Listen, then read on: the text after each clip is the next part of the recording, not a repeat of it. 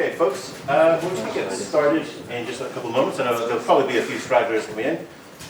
My name is Tim Murtagh, for those of you who don't know me. I am the research fellow with the Virtual Record Treasury of Ireland, embedded here in PRONI. We're here today to talk about the life and legacy of DA Chart. I think I'll probably just the best thing to do is hand over quickly some opening remarks from the working head of PRONI, David Huddleston. Thank you very much, Tim. Good afternoon, everyone. As Tim says, my name is David Huddleston, and I'm Acting Director of the Public Record Office of Northern Ireland, or PRONI, as we're more usually called. And like Dr. Chart, I also perform the role of the Deputy Keeper of the Records, as set out in the 1923 Public Records Act. I'm delighted to welcome all of you. And I don't know if for me, I usually say, is this your first visit? I don't think there are many that this is the first visit for, if there's anyone in the room who hasn't been in PRONI before, but delighted that you've all travelled up today, particularly after Storm Agnes yesterday. I'm glad we were able to, that you had it timed well, that this event was happening today. Just to say a little bit about PRONI and then just to reflect on today's event. So PRONI, currently we're a part of the Northern Ireland Civil Service, and we're a division of the Engaged Communities Group within the Department for Communities, and it's the department that has responsibility for the archives and records which PRONI cares for, and which constitutes the community memory of all of our citizens.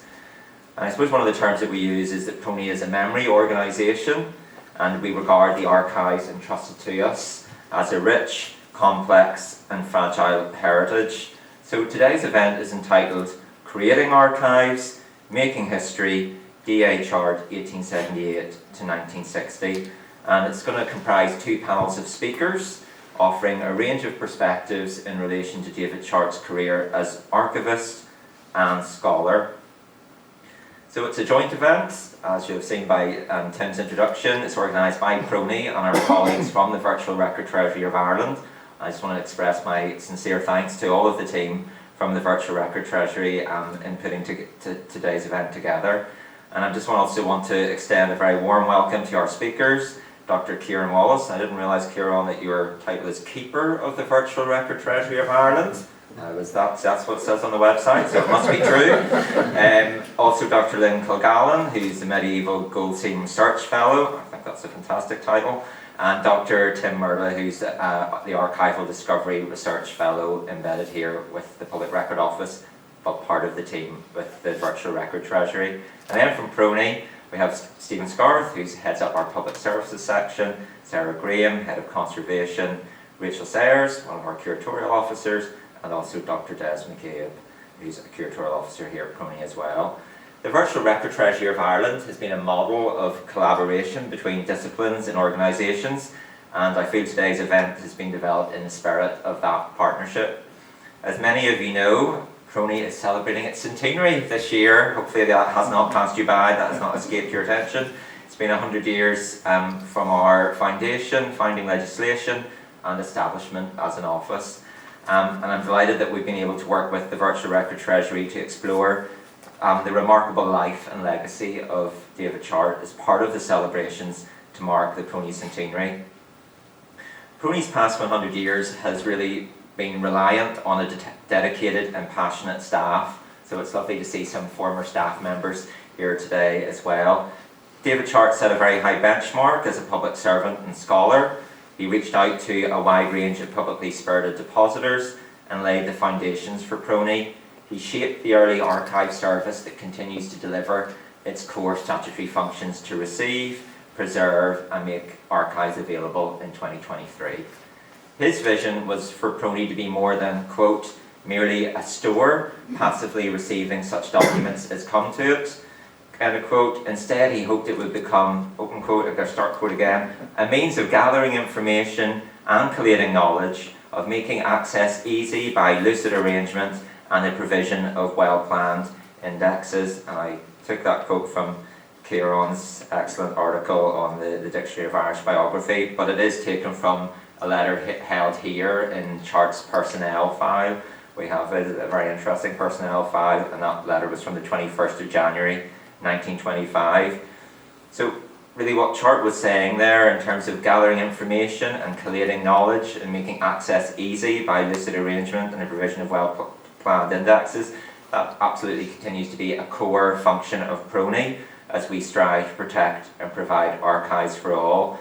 And reflecting on today, also for the Virtual Record Treasury of Ireland, you're doing this digitally via the amazing resources that you've been making freely available online. And if there's anybody here who hasn't yet explored the fantastic website, please do go on and spend a bit of time on the Virtual Record Treasury of Ireland. That really concludes my opening remarks. Just in terms of this, before I hand over to Kieran, just to say, please, if you would set your phone to silent as a courtesy to the speakers, that would be really, really appreciated. And it just gives me great pleasure to introduce our first speaker, Dr. Kieran Wallace, Keeper of the Virtual Record Treasury of Ireland. Thank you.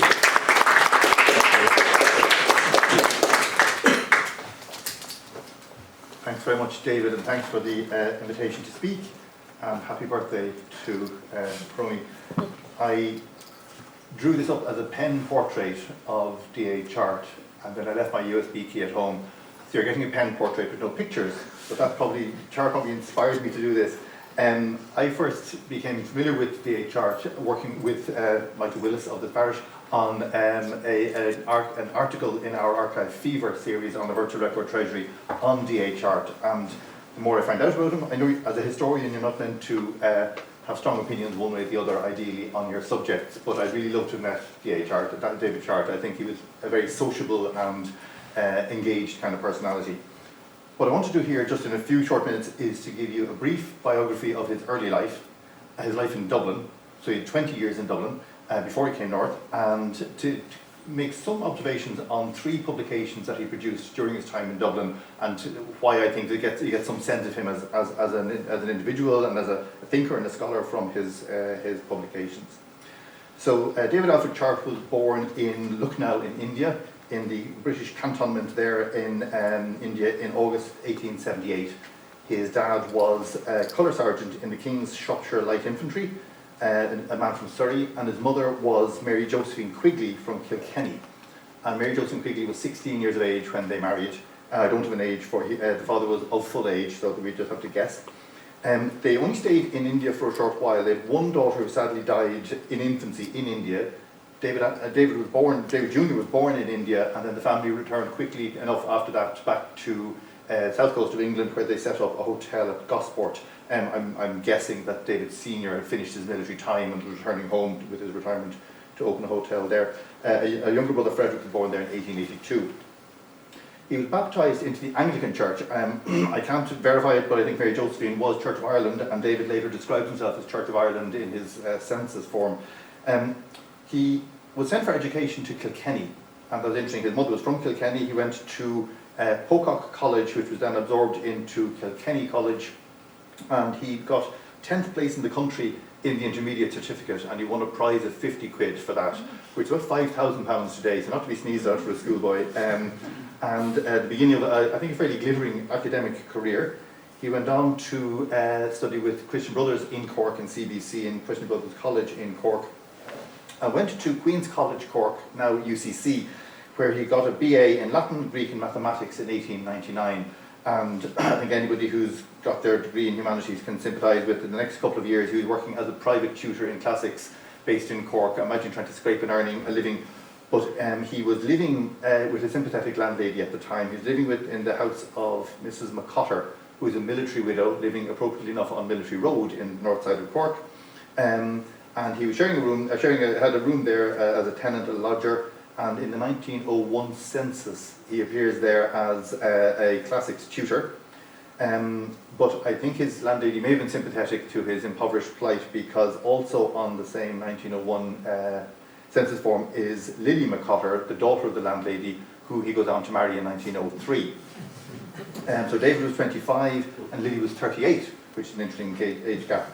They were married in St. Joseph's Roman Catholic Church in Cork in 1903, but by that stage D.A. Chart had already moved to Dublin. He'd got a job as a Class 1 clerk in the Public Record Office of Ireland, and they moved to Dublin and moved around a couple of locations on the south side of the city before settling in Rathmines, which was a suitably middle class and prosperous suburb for them to settle in. They seem to have, well, I can't imagine they had the entire house on Palmerston Road with a grade 1 clerk's salary, but I imagine they were taking rooms in this house. And this began as 20 years in Dublin, and I think it was a very productive, very formative 20 years for David Chart. During that time, he became an active member of the Royal Society of Antiquaries of Ireland. He joined the Statistical and Social Inquiry Society and joined their committee. He became a member of the Royal Irish Academy, which seemed double quick time to become a member of the RIA compared to nowadays. He got another BA in Trinity. He did a BA in Trinity in History and Political Economy during his time there, and he published 3 books and was awarded a doctorate. So, like, he didn't waste it and he didn't let the grass grow under his feet in Dublin. But in his work in Dublin, as I say, he moved to the Public Record Office of Ireland, which was well established by this stage in the Four Courts in Dublin. I don't know what he was doing in his initial years, but by 1906 he was moved to head the State Paper Office in Dublin Castle. So he was working in the Record Tower in Dublin Castle. So given like a good jump up to head the State Paper Office there. So this is like a branch office across the river from the main PROI. And he's there until 1912, when he's promoted again, this time to take charge of the public search room in the Record Office itself, over in the main office, if you like, in the Four Courts. And this, I think, I have the sense of D.A. Chart as quite a social, gregarious, a very good with people type of person, a good communicator, and I'll tell you why I think that. I think in the public search room he might have been a very good appointment for dealing with, like, he seemed to be, we have photographs of him in the Mills album, photographs of him behind the counter, and so he's working there with the public coming in across the counter. It's in that time, of course, as well, that the old age pension is introduced in 1909, and the Public Record Office is practically overwhelmed with inquiries for people looking for copies of their census records from 1851 to prove that they're old enough to be entitled to the pension. And at that stage, he ends up, a lot of archival activity is frozen while they're trying to just deal with this pension onslaught. I imagine he then got a very strong awareness of the poverty that there was involved in Ireland and people who desperately needed this with quite a small amount of money. And I have this sense, maybe a slightly romantic sense, that he became very aware of poverty through that kind of exposure. He worked in the search room from 1912 until he left to go north in 1921, and except for the time during the First World War, when he volunteered with the Red Cross in the temporary hospital in Dublin Castle, which is interesting. So he's back in Dublin Castle again. So, and I have this notion, he's sort of off the payroll of the PROI for the duration of the war, but I think he must have been putting in work in the Record Tower. I can't imagine he just passed by the State Paper Office every day and went home. But again, is exposed to a different side of life, working with the wounded coming back from the war. During his time there, in his archival productions, he edited a collection of marriage entries from 4 Dublin parishes, ranging from 1632 to 1800, and he created indexes to the 1851 census of Dublin, to the heads of household, and to parts of Belfast for the 1851 census as well. And these were very useful tools for dealing with the onslaught of queries coming in, looking for people to verify their date through the census records. But also his publications, the 3 publications I want to talk about, show his empathy, his diligence as a worker, and his communication skills. He was a good storyteller. He could spot a good story in the records and highlight it to illustrate the point he was trying to make. They also demonstrated politics as, I think, like a moderate empire unionist with sort of liberal social views, I think. His first book was The Story of Dublin, produced in 1907. He'd been in the city for 5 years. I'm a Dublin historian. I've been in the city for longer than that, and I haven't been that productive. So in 5 years he produced a history of Dublin, which is part public history book and then part tour guide book, or guidebook to the city. In it, Chart was interested in music. I think he had a good singing voice, we know from other records, and music was part of his life. He includes musical snippets, like the quotations from musical songs and ballads at the opening to lots of the chapters in the book. And it's interesting that he chooses O'Donnell Abu and the Shan Van Vogt as 2 opening things there. I think they're interesting choices for somebody of his kind of, let's say, imperial unionist viewpoint. In the history portion of the book, he finishes on a short chapter which is called Gradual Progress and Conciliation, 1803 to 1906. And I think there's a key thing. He saw there were a lot of wrongs of Irish history and a lot of misunderstandings and unforeseen circumstances and poor policy and injustice. And then from 1803 onwards, he sees it as progress and conciliation, and things are getting better from there on. And this comes up across all his works. He has a hopeful conclusion to that book, where he hopes that Ireland, now moving on to become like one of the free nations in the empire, one of our sister nations in the empire. And then he moves on to the tour guide section, and this is where, like all good tour guides, he's able to tell a good story even if the truth isn't absolutely reliable. So he has referred to Strongbow. The oldest record in the Public Record Office was a grant from Strongbow to one of the Danish chieftains that had been driven out of Dublin. So I didn't give a date for it. He said this is the oldest record in the records treasury, which he describes.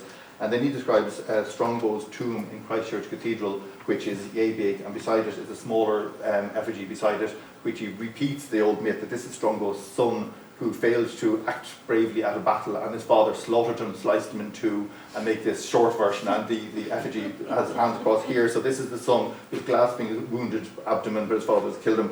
Complete poppycock, but makes for a good story. That's 1907, the story of Dublin. In 1910, he's got his BA from Trinity College Dublin, and he produces Union to Emancipation, a history of Ireland from Union to Emancipation. And again, this is this period where I think he's a big turn in Irish history. Things have become more progressive, right policies are being introduced, and it comes with the Union. He criticises that the emancipation took so late, it took so long, it should have been introduced 28 years earlier. In this book, he shows his presence in the record treasury quite well. He quotes a lot of records from, well, he doesn't give full citations, alas, but he refers a lot to records in the record treasury. He thanks a lot of his colleagues who work in the PROI, and he includes photographs of documents. And I think that's quite interesting. There's a handful, 2 or 3 photographs of documents, and that's very much in the world we move in with photographs of documents. He has a couple of those kind of typical views that you might have from the 19th century, these kind of national stereotype views. So he praises Daniel O'Connell as being, he says Daniel O'Connell was to be admired for being able to sway the wayward Celt to his stronger mind and personality. I would have thought O'Connell was a wayward Celt himself, but there we go. But then he criticises the ruling classes for being tyrannical and arrogant. So he's an equal opportunities critic, I suppose, which is the way to be. And he ends again with the optimistic conclusion that the state, by the time he's writing now, he's talking about into the early 20th century, he carries the book beyond emancipation in the conclusion, and he said, the state is not regarded as the enemy anymore in Ireland, but perhaps it will soon be seen as the friend. And he points towards a prosperous future with the sister lands in the empire. So again, this note again. But coming shortly after that, 1910, is the lockout. And this is interesting. He's not writing about 1916. He's not writing about the War of Independence. He writes about the lockout. So I think he's very aware of the social differences in Dublin. In 1914, in March 1914, only weeks after the end of the lockout, which was an extremely violent, aggressive, destructive and tough time for the working class of Dublin, he writes Unskilled Labour in Dublin. He delivers it as a lecture, first of all, to the Society for Social and Statistical Inquiry. And in the audience are guests of honour. The Lord Lieutenant and his wife, Lord and Lady Aberdeen, are in the audience. And he gives a fairly robust, well-researched paper. It's using a lot of statistics and research from that's available in the city at the time, but he populates it with observations from his own personal experience. And you get from this that he's gone into houses, he's gone into tenements and spoken with people in the tenements, he's walked amongst the streets. So this personal connection thing seems to be there. And he calls for increased wages, he calls for housing for the poor, for training for the working classes in Dublin, that they're locked in this sort of slippy situation of unskilled labour and lack of permanence. And later on, the Irish Times reports this talk where other people, the Lord Lieutenant and other people kind of say, well, you know, the workers need their help, but you can't go too far and you can't insist that employers pay them too much, and they take a very employer point of view. But Chart himself takes quite a strong labour point, well, a politely delivered but robust labour point of view, I would have thought. One thing that he mentions in this talk, which I think is interesting, he refers 2 or 3 times to the women's experience in poverty, and I think this is a thing that is quite modern in his analysis. And he talks about that the women of the tenements, the tenement families, they marry young, they have large families quite early, and I couldn't help thinking he was presumably aware his own mother was 16 when she married, and by the time she was 21 or 2, she'd had 3 pregnancies, and 2 of which had survived. But he's talking about these young women who look older than their years, by their early 20s, living in the tenements in Dublin. And this drives him on, I think. By 1919, he produces a paper on the study of Irish economic history as an approach to history, which leads to his Economic History of Ireland in 1920. And in this, he takes an economic history of Ireland from the oldest times right up to modern times, right up to sort of mid-20s. In fact, he's discussing the post-war, post-Great War sort of economic situation. And in that, he strongly criticises government policy during the famine. He takes, like, exports should not have been allowed, laissez-faire policy was too rigidly adhered to, those things which are quite modern takes. The reforms following the land war, he's completely behind all those. Interestingly, he doesn't mention Home Rule at all, either to critique it from an economic point of view, which it certainly could have been critiqued from an economic point of view, or to support it. It just doesn't appear in the text, which I think is an interesting, given where he was situated in his knowledge circle and so forth.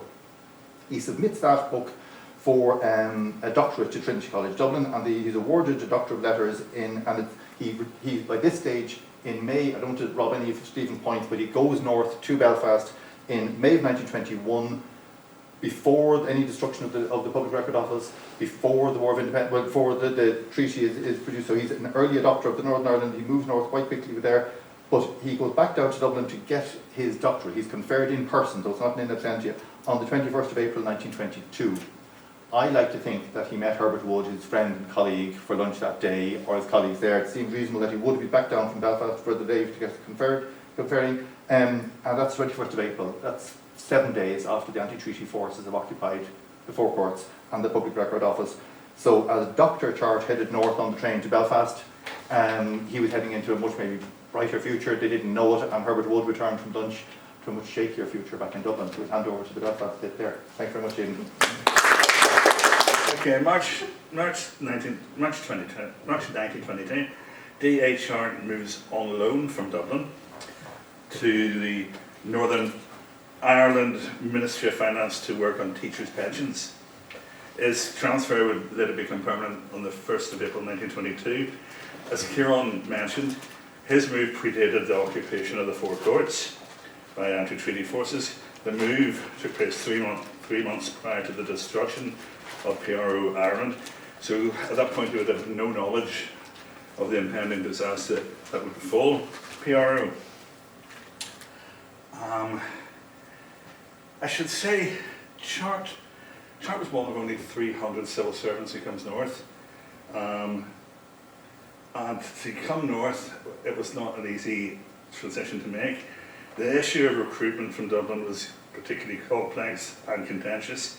The majority of Irish civil servants expected the new Northern State to fail and chose not to entertain the notion of going north. Meanwhile, up north, James Craig and the incoming first head of the civil service, Ernest Clark, regarded Dublin civil servants as undesirable. They were suspicious of them. They felt they were going to get the duds. Their preference was to recruit directly from the mainland, often at huge promotions and inflated salaries, and from the armed forces as well. And the third impediment for anybody coming north from Dublin was the trade unions. The trade unions felt that they should have the final decision of who comes north. They wanted the final veto. So in summary, you really had to be determined to come north, and it was only the determined people who made it. So why does Chart come north? We know from his correspondence he is actually desperate to come north. He's determined to make the move. He misses one opportunity when a telegram arrives from the Ministry of Commerce inviting him to interview. The telegram arrives late and he misses it. But even after missing that interview, he continues to make overtures and notes would not object to my transfer or loan. So if anything should turn up, I would like to take advantage of it. So what are the motivations? The first one, I think, to consider is the Government of Ireland Act itself, December 1920. One of the clauses made provision for the Northern Government to establish a public record office. It actually even describes the type of records that a Northern office would take: probates, letters of administration, other testamentary records, all cited in the Government of Ireland Act. So Chart would have been very aware of this clause during the War of Independence. He would have been very aware of this clause, and also he'd be very aware that records up in what's now Northern Ireland had not transferred to PRO Ireland, particularly this backlog, substantial backlog of court records. So there was awareness. Not unlike those soldiers and English civil servants, Chart was also the beneficiary of a considerable pay rise and a considerable promotion. So this could be another reason for coming north. Chart's salary doubled. We know that because we know what he was earning in Dublin, and we know what he was earning when he comes to Belfast. So his salary doubles from £240 to £491. Very nice. He's also fast-tracked from promotion from what was a admin officer, which is not what we would regard as an admin officer. I think Osman Paul in the back thinks it would be more a staff officer level, but it's still a significant promotion to principal officer. And when you look into who is populated in the Ministry of Finance in 1921, there's only 4 principal officers, and Chart's one of them, so it's a very significant promotion. Friends and acquaintances. This is quite an interesting line to follow. One of the bigger influences in Chart's career is another civil servant called George Chester Duggan from Parsonstown, Kings County, County Offaly now. Duggan entered the British Civil Service in 1908, and in his correspondence there is the record of his first meeting with Chart, which takes place in Dublin Castle. Chart is in the Ivory Tower of Bellingham, and all by himself, and Duggan is working in the Chief Secretary's office, and he describes meeting Chart all alone in his isolation. And from then on, there seems to be considerable correspondence between the two. They're obviously kindred spirits and become great friends.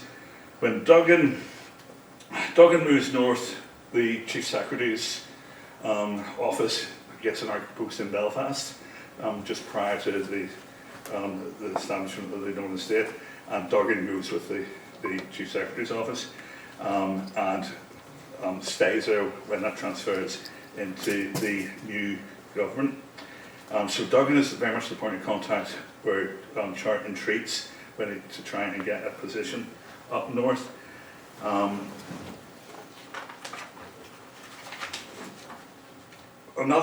You see this entry here. Now, Osman actually sent me this last week, and this is quite interesting because Chart comes up north in 1922 and to work, but he also socialises up north and he joins the Belfast Literary Society.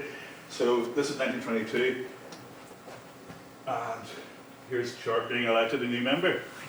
Look who's already there, G.C. Duggan.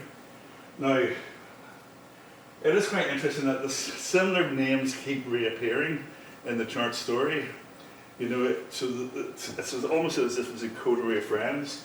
Quekett, he's also in the Ministry of Finance.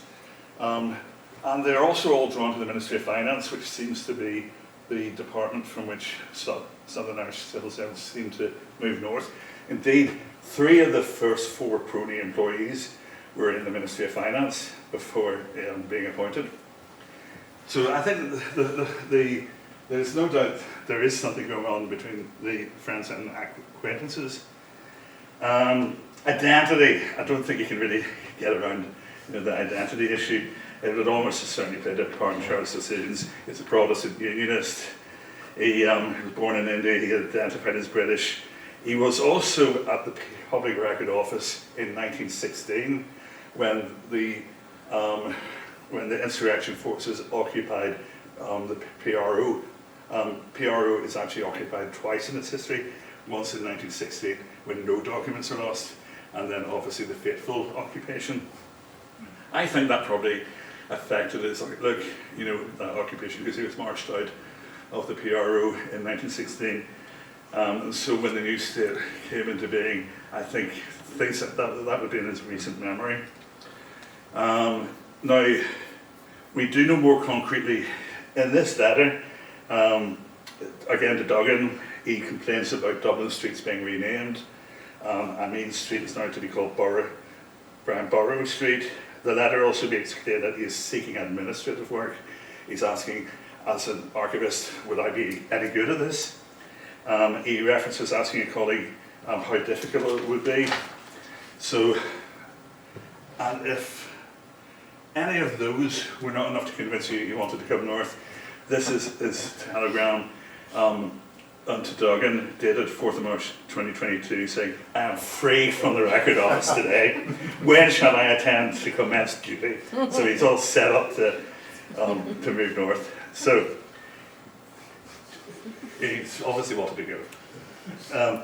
But why teachers' pensions? Now I think Kieran spoke in the 1951 census, and I think this has a lot to do with laying the ground for why he would have been ready for the teachers' pensions. Chart's most significant piece of work, I think by a long way, was the work in the 1851 census. And the purpose of that index was to provide evidence for claimants applying for the old age pensions. And the numbers of PRO Ireland went multifold, 1,000-fold. It was a massive undertaking. There was a huge impact on PRO Ireland staff who had been under considerable pressure searching for proof of age for applicants. So this was a game changer. So there is a fit, though previous correspondence suggested he'd probably take anything. So PRONI is established in June 1922, yay. And it's located within the Ministry of Finance. Now that was not inevitable. There was the Minister of Home Affairs was of the opinion that he thought PRONI should be based in the Ministry of Home Affairs, and makes overtures to establishing PRONI within the Home Affairs. Yet again, Chart is consulted, the wise man, in 1922, and he said it makes sense to be in the Ministry of Finance. There's many members who formerly worked in PRO Ireland, all based here in the Ministry of Finance. No point having in Home Affairs. And Chart also highlighted that in London, the Home Secretary was not in charge of the PRO, and Chart's opinion held sway. Again, in the story, Sidney Charles Radcliffe, many people will not be aware of. Following the passing of the Act, Chart makes a recommendation to Duggan to approach Sidney Charles Radcliffe in the Public Record Office of the UK.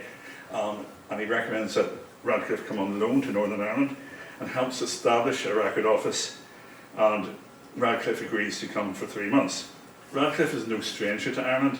He's a former employee of the PRO Ireland, where he worked from 1896 to 1903. That overlaps with the Chart's period in the civil service, although not with Chart's period in the PRO Ireland. Back to this little doubt, their paths would have crossed. They would have been aware of each other.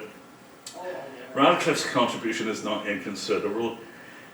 He designs the structure of the office, he recommends the minimum staffing requirements, he drafts a scheme for the classification and arrangement for records, he drafts the searching procedures, he creates the copying procedures, he compiles lists of books needed for the reference library, he makes arrangements for the payment of fees, he designs a seal of office, and he produces lists and schedules of documents in the Crown and peace offices that are ready to transfer to PRONI. So he basically has a created record office sitting there handed for somebody to come in and be deputy keeper.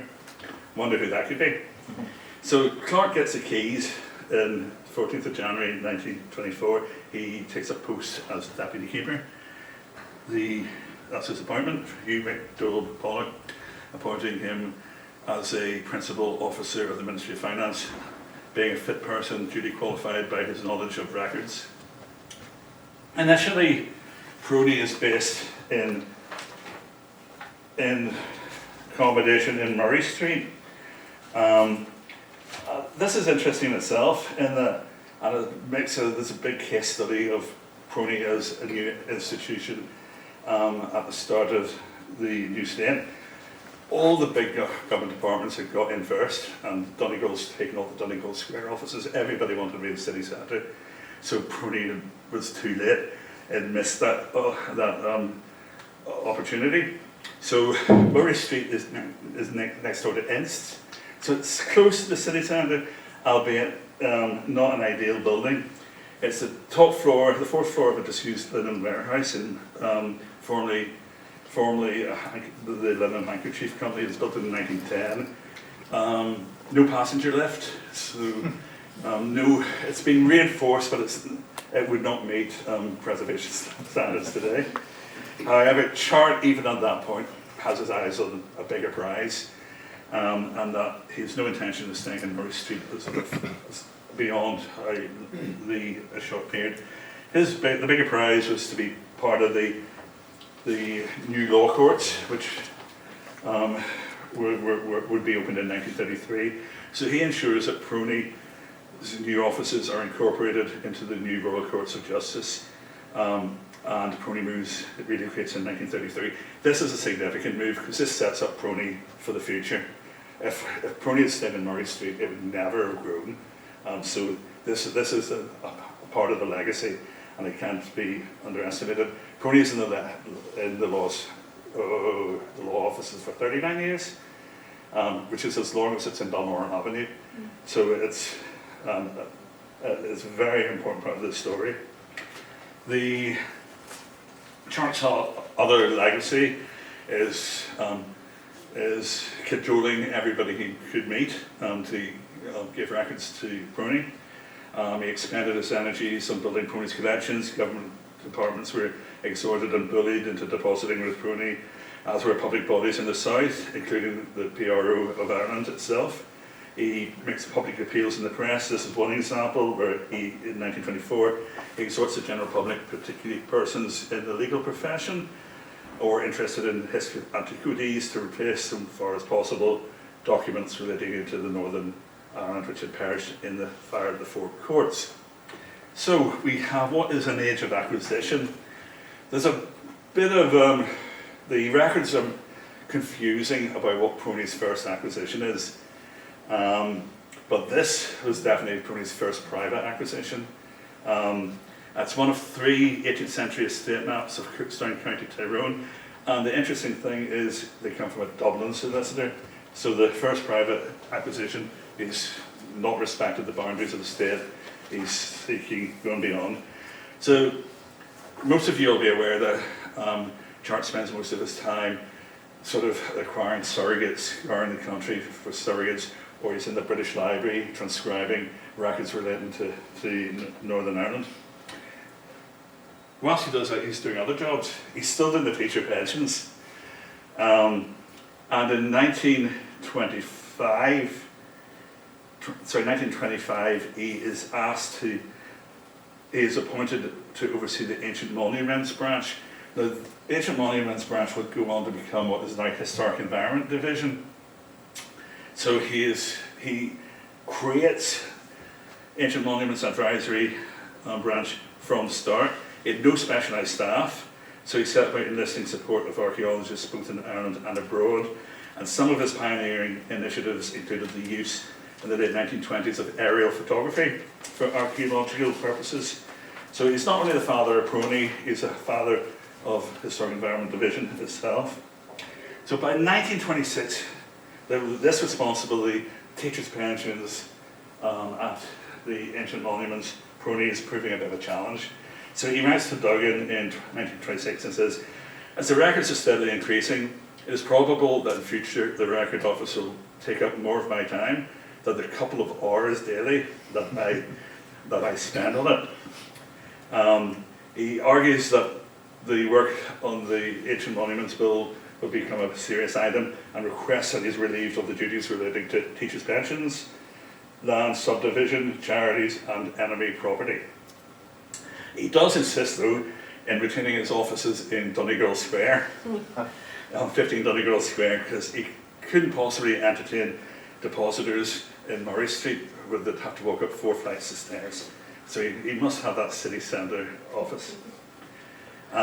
For his rewards for both PRONI and the Ancient Monuments, he's awarded the Companion of the Imperial Services Order in the birthday honours. I'm near finished, by the way, Tim, but there's a couple of things else I want to mention. During the Second World War, Chart is taken off his responsibilities as deputy keeper, and he's He's appointed editor of the official record of the war effort in Northern Ireland.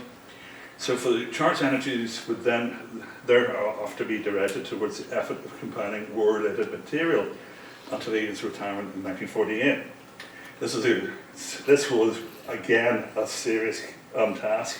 Copious notes are collected from fighting services, from government ministries, from welfare organisations, etc. However, Chart, despite being quite a published writer, was not rewarded with the recognition for writing the official history. That, despite doing all the research, compiling all the primary material, having that extensive back catalogue of publications to his name, that was given to a hitherto less known historian called Dr. John W. Blake. I'll let you, the audience, make their own mind, and I don't know if, I know Rachel's going to be talking about publications later, I don't know if she'll reference it. Chart does retire in 1948. The then Finance Minister, John Maynard Sinclair, commends his work as being invaluable and pays tribute to the personal qualities that he brought. He writes, "There can be no doubt that the standard which you set as our first deputy keeper will remain an inspiring example to your successors." And speaking of his successors, I just want to say for 1 minute a bit about his successor, Edward Heatley, and how Heatley fits into the Chart story. It's quite clear, Chart has admitted it in his letters, that he spends a couple of hours in PRONI. It's quite clear Chart is not doing all the work. There's somebody else making a contribution. Because the PRONI, even in the 20s, it still became a bit of a behemoth. So much of the day-to-day work would have fallen to Heatley, his deputy. Heatley, from 1941, was effectively running PRONI because Chart was full-time on the Second World War. Heatley becomes deputy keeper in Chart's retirement in 1948 and serves as deputy keeper until his own retirement in 1955. We have very little records relating to Heatley. This is the only photo, which I think is from Trinity. There are actually 2 other people in the photograph, but I have edited them out. Now, following Heatley's death, PRONI's third deputy keeper, who's I've had a memory blank, is Ken Darwin, writes to Heatley's widow, and he says, "This office owes him, Heatley, a great deal more than anybody outside it knows. All the real work that was done here from 1924 to 55 was done by him. He worked harder than anyone else in the office, he worked very quickly, and all the calendars and catalogues here are almost entirely his own work.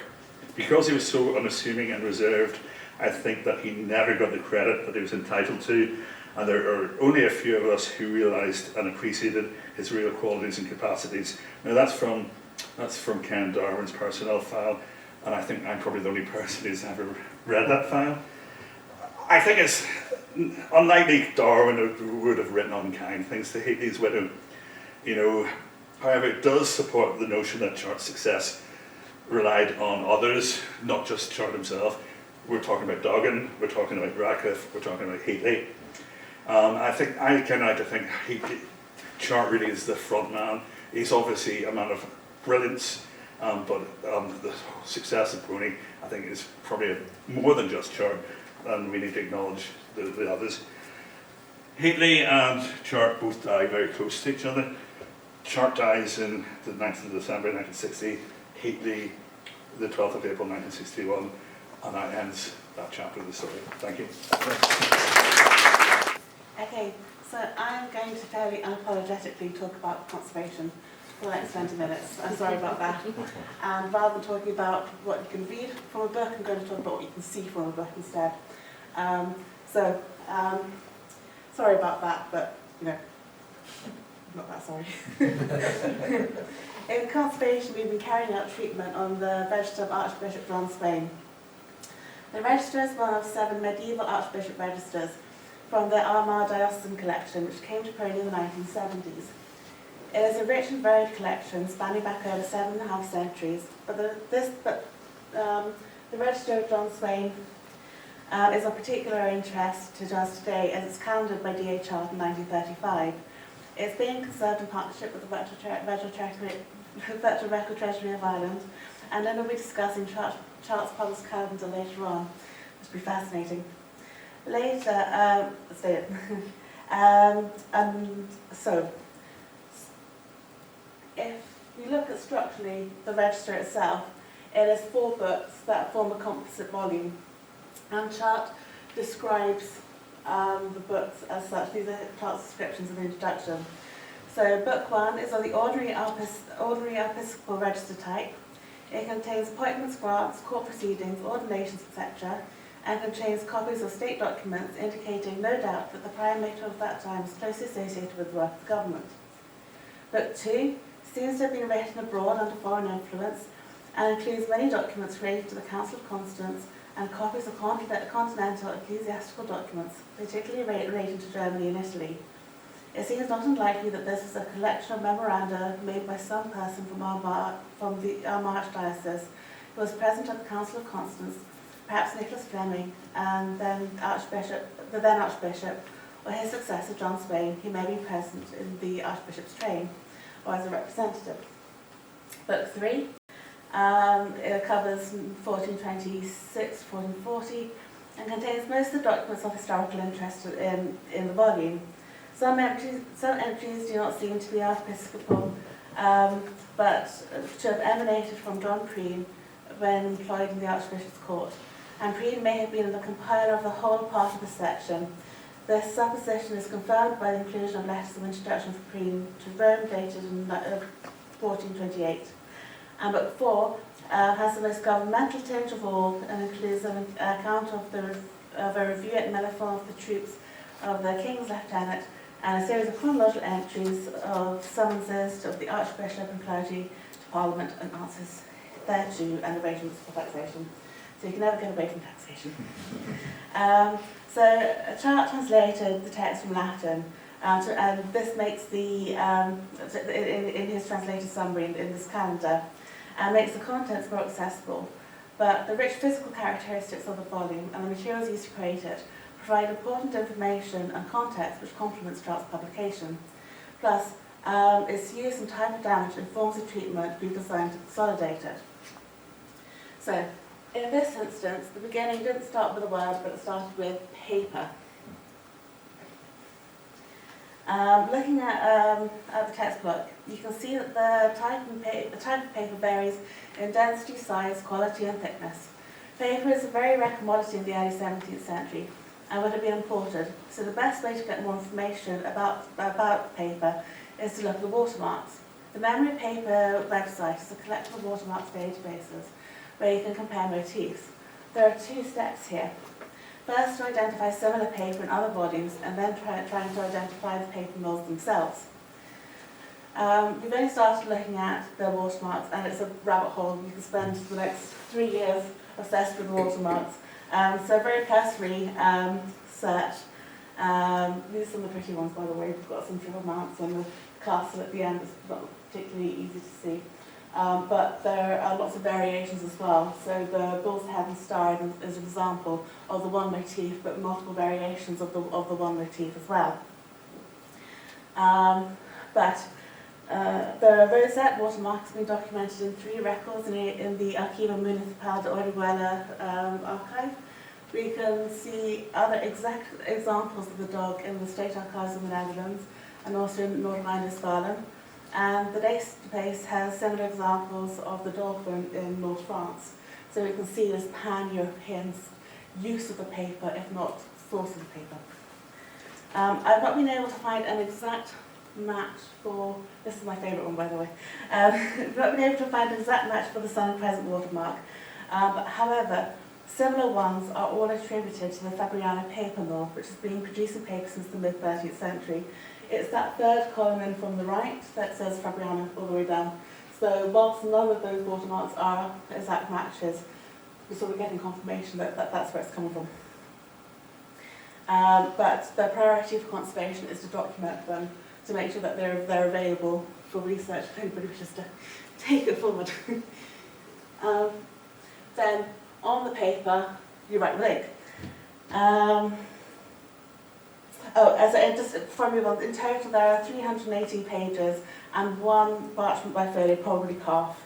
The earlier registers, that of Midas Sweetman and Nicholas Fleming, are a mixture of paper and parchment as well, so we're getting really early, really rare examples of paper in these registers. Ironville ink is the most ubiquitous ink in archive collections throughout Europe, so much so that a pretty crude search of the PRONI catalogue, as in putting ink recipe into the search box, came up with this example of a recipe from the Needed papers. It was in wide use by the late Middle Ages and popular due to its indelibility. The four main ingredients are iron sulfate, gum arabic, oat galls and water. Iron sulfate normally referred to as vitriol, which is pretty interesting. And this later example is identified as copperas. First word of the fifth line there. To this, however, can be added a multitude of other organic materials depending on the recipe, such as vinegar, sap of aloe vera, or as you can see in this bottom photograph there, soot of linseed oil. Which is trying to, before lockdown, the European Book and Paper Research Centre had a day when we tried making different recipes, and you can see them tested here on parchment and paper, and also those are oat galls at the top. So to give an idea of the fact that you don't go and get your permanent black ink from the shops, it's all made from different recipes. As you can see from this comparison of inks from the beginning of book 3, there's a clear variation of the inks used in Swain's register. I picked this idea from the Giuseppe De Marco paleographic project in Malta. I think there's a really interesting research piece here to match the handwriting to different inks and figure out whether the mixing of ink was spontaneous or that different parts were using separate recipes. The inclusion of copper is visible by a green tinge and produces the green tinge that it produces as it deteriorates. Think of the Statue of Liberty, that's the copper with the green. And just as watermarks provide a rich source of material evidence of import and purchase of paper, so the inks may tell us the behaviours of the scribes of 15th century Armagh. The main problem with iron-galled ink, however, so the bit that is really important for the conservators to figure out, is the iron itself and the corrosiveness of the iron. First we see haloing, so this top image on the left here, this is that halo around the ink. Then it becomes visible in the verso and finally it corrodes through the paper substrate entirely. It's expected that a fairly experienced paper conservator should be able to visually identify corrosive inks, but we test for the presence of iron-to ions as confirmation. It's not always simple. The ink showing up as black under UV light shows the presence of metal in not just the ink itself but also the haloing, but the interpaper is coming back negative, showing a negative result because the ink is still very stable. When you see the register for the first time, it's how to avoid approaching it from the outside in. It's clear from this binding that it's not contemporary with the text block, and that's because typically wooden boards would still have been used in the 15th century. So the next step is to look at all the other registers, and the giveaway is that they are all consistent. And the 7th register, the latest register, wasn't completed until the mid-16th century. Our catalogue, fortunately, has a lengthy description of the primate registers, and it says that Archbishop James Ussher gathered up the registers and had them bound before 1630. So the features which belong to the Ussher binding are the blind tooled calf, the laced-in tooled arm sewing supports, and the double-threaded kettle stitch and the centerfold repairs. The textbook itself is created by folding large sheets of paper in half and then gathering them into sections, and then stitching them along the spine onto these tooled alum supports, and this creates the basic mechanics of the codex itself. However, composite volumes tend to be a bit quirky, and Swain is no different. So the section structure is fully documented, so that we can understand how the pages have been brought together. The concentric C shape, so it shows the different number of bifolios in a section, and these vary from 1 to 15 bifolios. Sometimes single bifolios are attached with a strip of paper which can be sewn through. And the blue sections, the green is the 17th century, sorry, the green is the 15th century register and the blue is the 17th century paper that's dividing up the different books. Once we've isolated the 17th century usher elements to the binding, we can see indicators of previous sewing structures, which became increasingly apparent as the volume was disbound, such as these punctures. So this is the spine edge, and this would be the fore edge, and so the puncture marks here now appear on the fore edge, where we really expect them to be on the spine edge, right? So that must have been a different sewing structure. Similarly here, this is stab sewing. You can see it when the page is open. Again, that's separate from the sewing of usher spine that goes through the centerfold itself. Here, this is really interesting. I'm not quite sure what it is, but it's a mirrored puncture hole structure. So again, would have been gathering the paper together. And then at the top there, I'm going to put my nuts with the arrows. At the top is a stitch which would perform the same function as a staple would now, either attaching the bifolios together or attaching something to those bifolios in that section.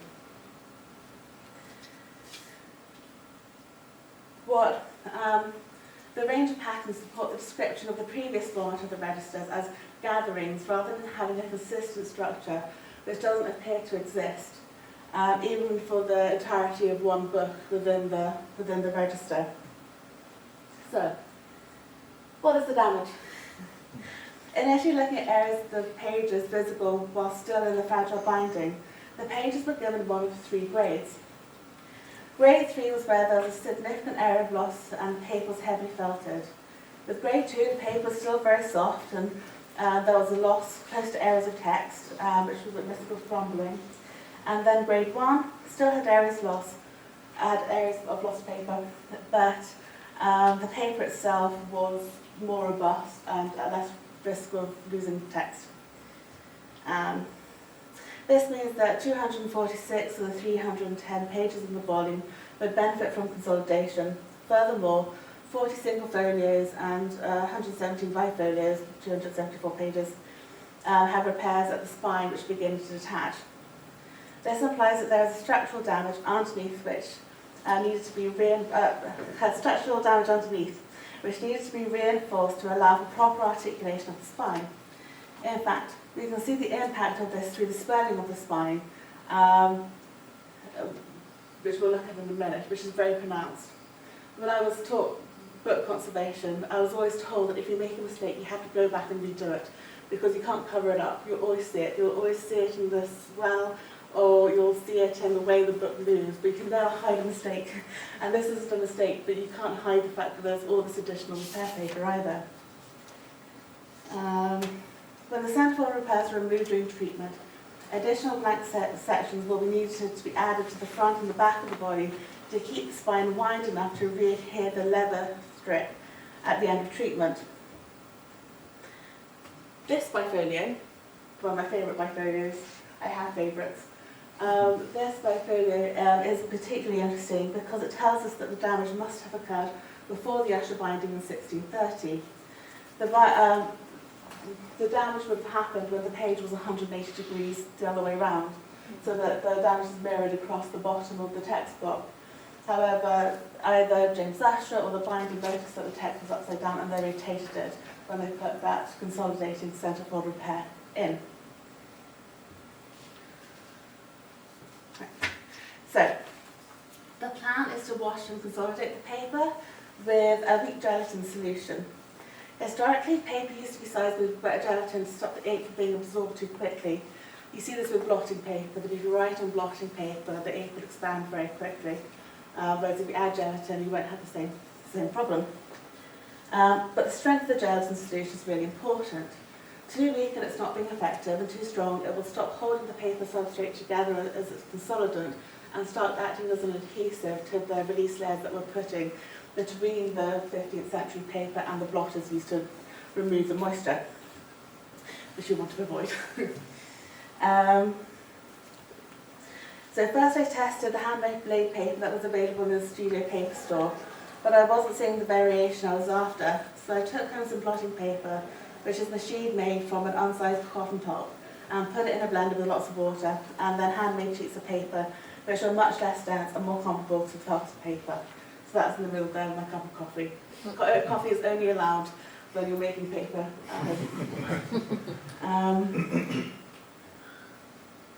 I also tested the application of the gelatin at different stages of drying. If you add the gelatin to the paper, if you add gelatin when the paper is straight out of the bath, which is a usual technique, you often use multiple baths, and the final bath is the gelatin solution.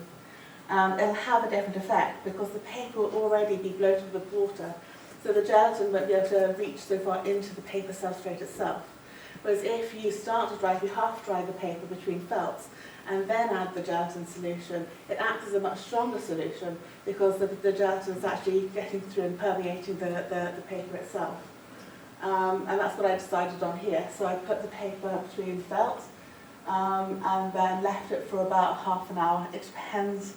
You have to keep checking it because if it's the end of the day and you've already dried 6 bifolios, the felt's already a bit damp, so it takes a bit longer. And then apply the gelatin. You don't want it to be dry because then you're relaxing enough paper to wash it, then drying it, then adding the gelatin, which is wetting it out again. So you want to keep it still a bit damp, but dry enough to absorb the gelatin solution in the way you want it to. This photograph in the bottom is me trying out different tissue weight paper. So on the left you've got RP0, which is what I ended up using, which is 5 GSM grams per square metre. RP1 in the middle is 8 GSM and the 10G paper is 9 GSM. Either of them would have worked.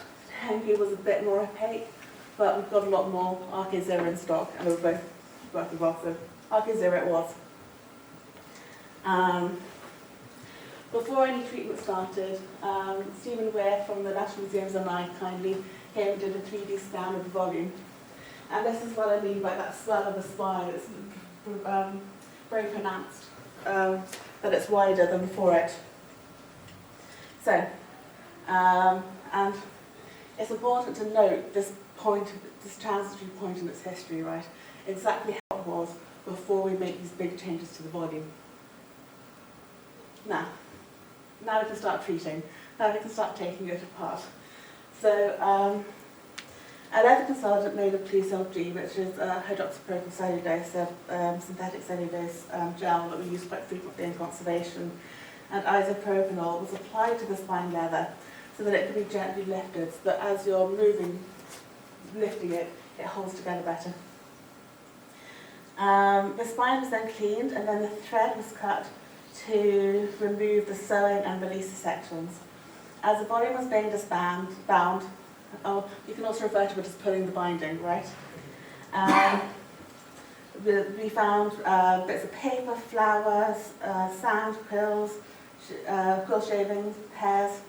So you can sort of see that on the right-hand side there. These were all kept along, these were all bagged and the location was noted. So they'll be kept alongside the rebound register after treatment. There's also an image gallery of them. I encourage you to look at all the image galleries because it's a feast for the eyes. In most instances, the pages... I got used to it, you're just going to have the buzz in the background. In most instances, the pages were washed individually in trays with blotted beneath. This gave extra support whilst letting the paper move freely around them. As you can see from the photos, they were gently humidified first to relax out the paper before they were transferred. Perhaps you can see from the video that the paper was pillowing. So the centre of the page is expanding and lifting up like a pillow from the folds and the edges. They're then transferred on a sheet of conservation-grade polyester into the bath. After the bath, they're then partially dried between the felts and brushed with the 1.5% gelatin solution. And you can see at the top right how dirty they are, the effect of the bath. There you go. Right, and then in the middle, that's them drying between those release layers so that they're not going to stick to the felt. They're initially put between felts because felts wick up the water much better, and then you put them between blotters for the final dry. If you put them just between blotters, then the blotters would just cockle instantly. So, once they're dry, the crumbling edges need to be stabilised as well. This was done by using a mattress needle to tease out the shape of the Japanese kozo paper, in this case Hosokawa, for infills supported with the RK0 tissue on either side. For the infills, you're looking for a repair paper to match the weight of the 15th century paper. Particularly in books 1 and 2, it's clear that both halves of the bifolios belong together, but this is not always the case, especially in book 3, where the torn edges do not always mirror each other. Or in one case, the centerfold page might be cut and the other is torn, or you end up having too much paper, right? The same bit of the paper is there in both halves of the bifolio, so they can't be the same bifolio because you've got double the paper in places. And it's really important to make sure that when you put them back together, you've got the right amount of space in the middle, and that one's not slightly off, because then it'll look like one is dropped. If you're repairing a printed book that's got its four-edge trimmed, you've got nice edges to line it all up, and you can make sure that everything's fitting nice and exactly. But Swain is a nice 3D puzzle of a codex, and all you would know is that it looks wrong if it didn't go back in the right place. Not necessarily that it's all lining up.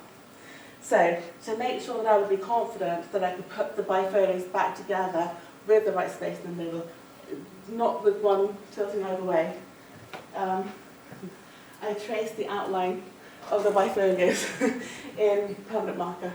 Very special conservation grade permanent marker that is good, fine for use in conservation. And I used different colours so that I could layer them up and not waste my layer. And then I can put them back exactly match to that. I'm not sure if I explained that particularly well, but never mind. And then the centerfolds were repaired with Uzumino B6, a slightly lighter weight Japanese paper that's equally strong, but it just means that it won't. We're doing 100 odd centerfold repairs, so we don't want to create unnecessary swell for the movement of the spine. So, treatment is still ongoing. Oh, good. There we go. But if we go back to those grade 3 edge repairs for comparison, this is what the area of the textbook looks like now. When I showed David this, he said that it still looked old, which I was delighted with. If you over-repair the edges, then you have to have cut edges rather than natural. It's not always deckled edges, but with that natural edge to it. So I've tried to not over-repair the edges and have things still be a bit wonky and be okay with that and not try and overcorrect. So, thank you.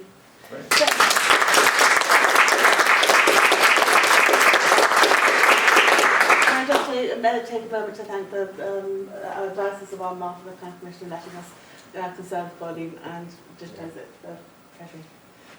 Okay, folks, we'll start back up again after the break. I'm very happy to introduce my colleague in the project, Dr. Lynn Kilgowan, who'll be speaking about Swain's Register and Chart's calendar. Thanks, Tim, and thank you so much for the introduction. It's a pleasure to be back in PRONI, and especially to have the opportunity to talk about some medieval material close to my heart. These days, I talk a lot about computer sciencey stuff, so getting back to the medieval stuff is actually, it's really heartening.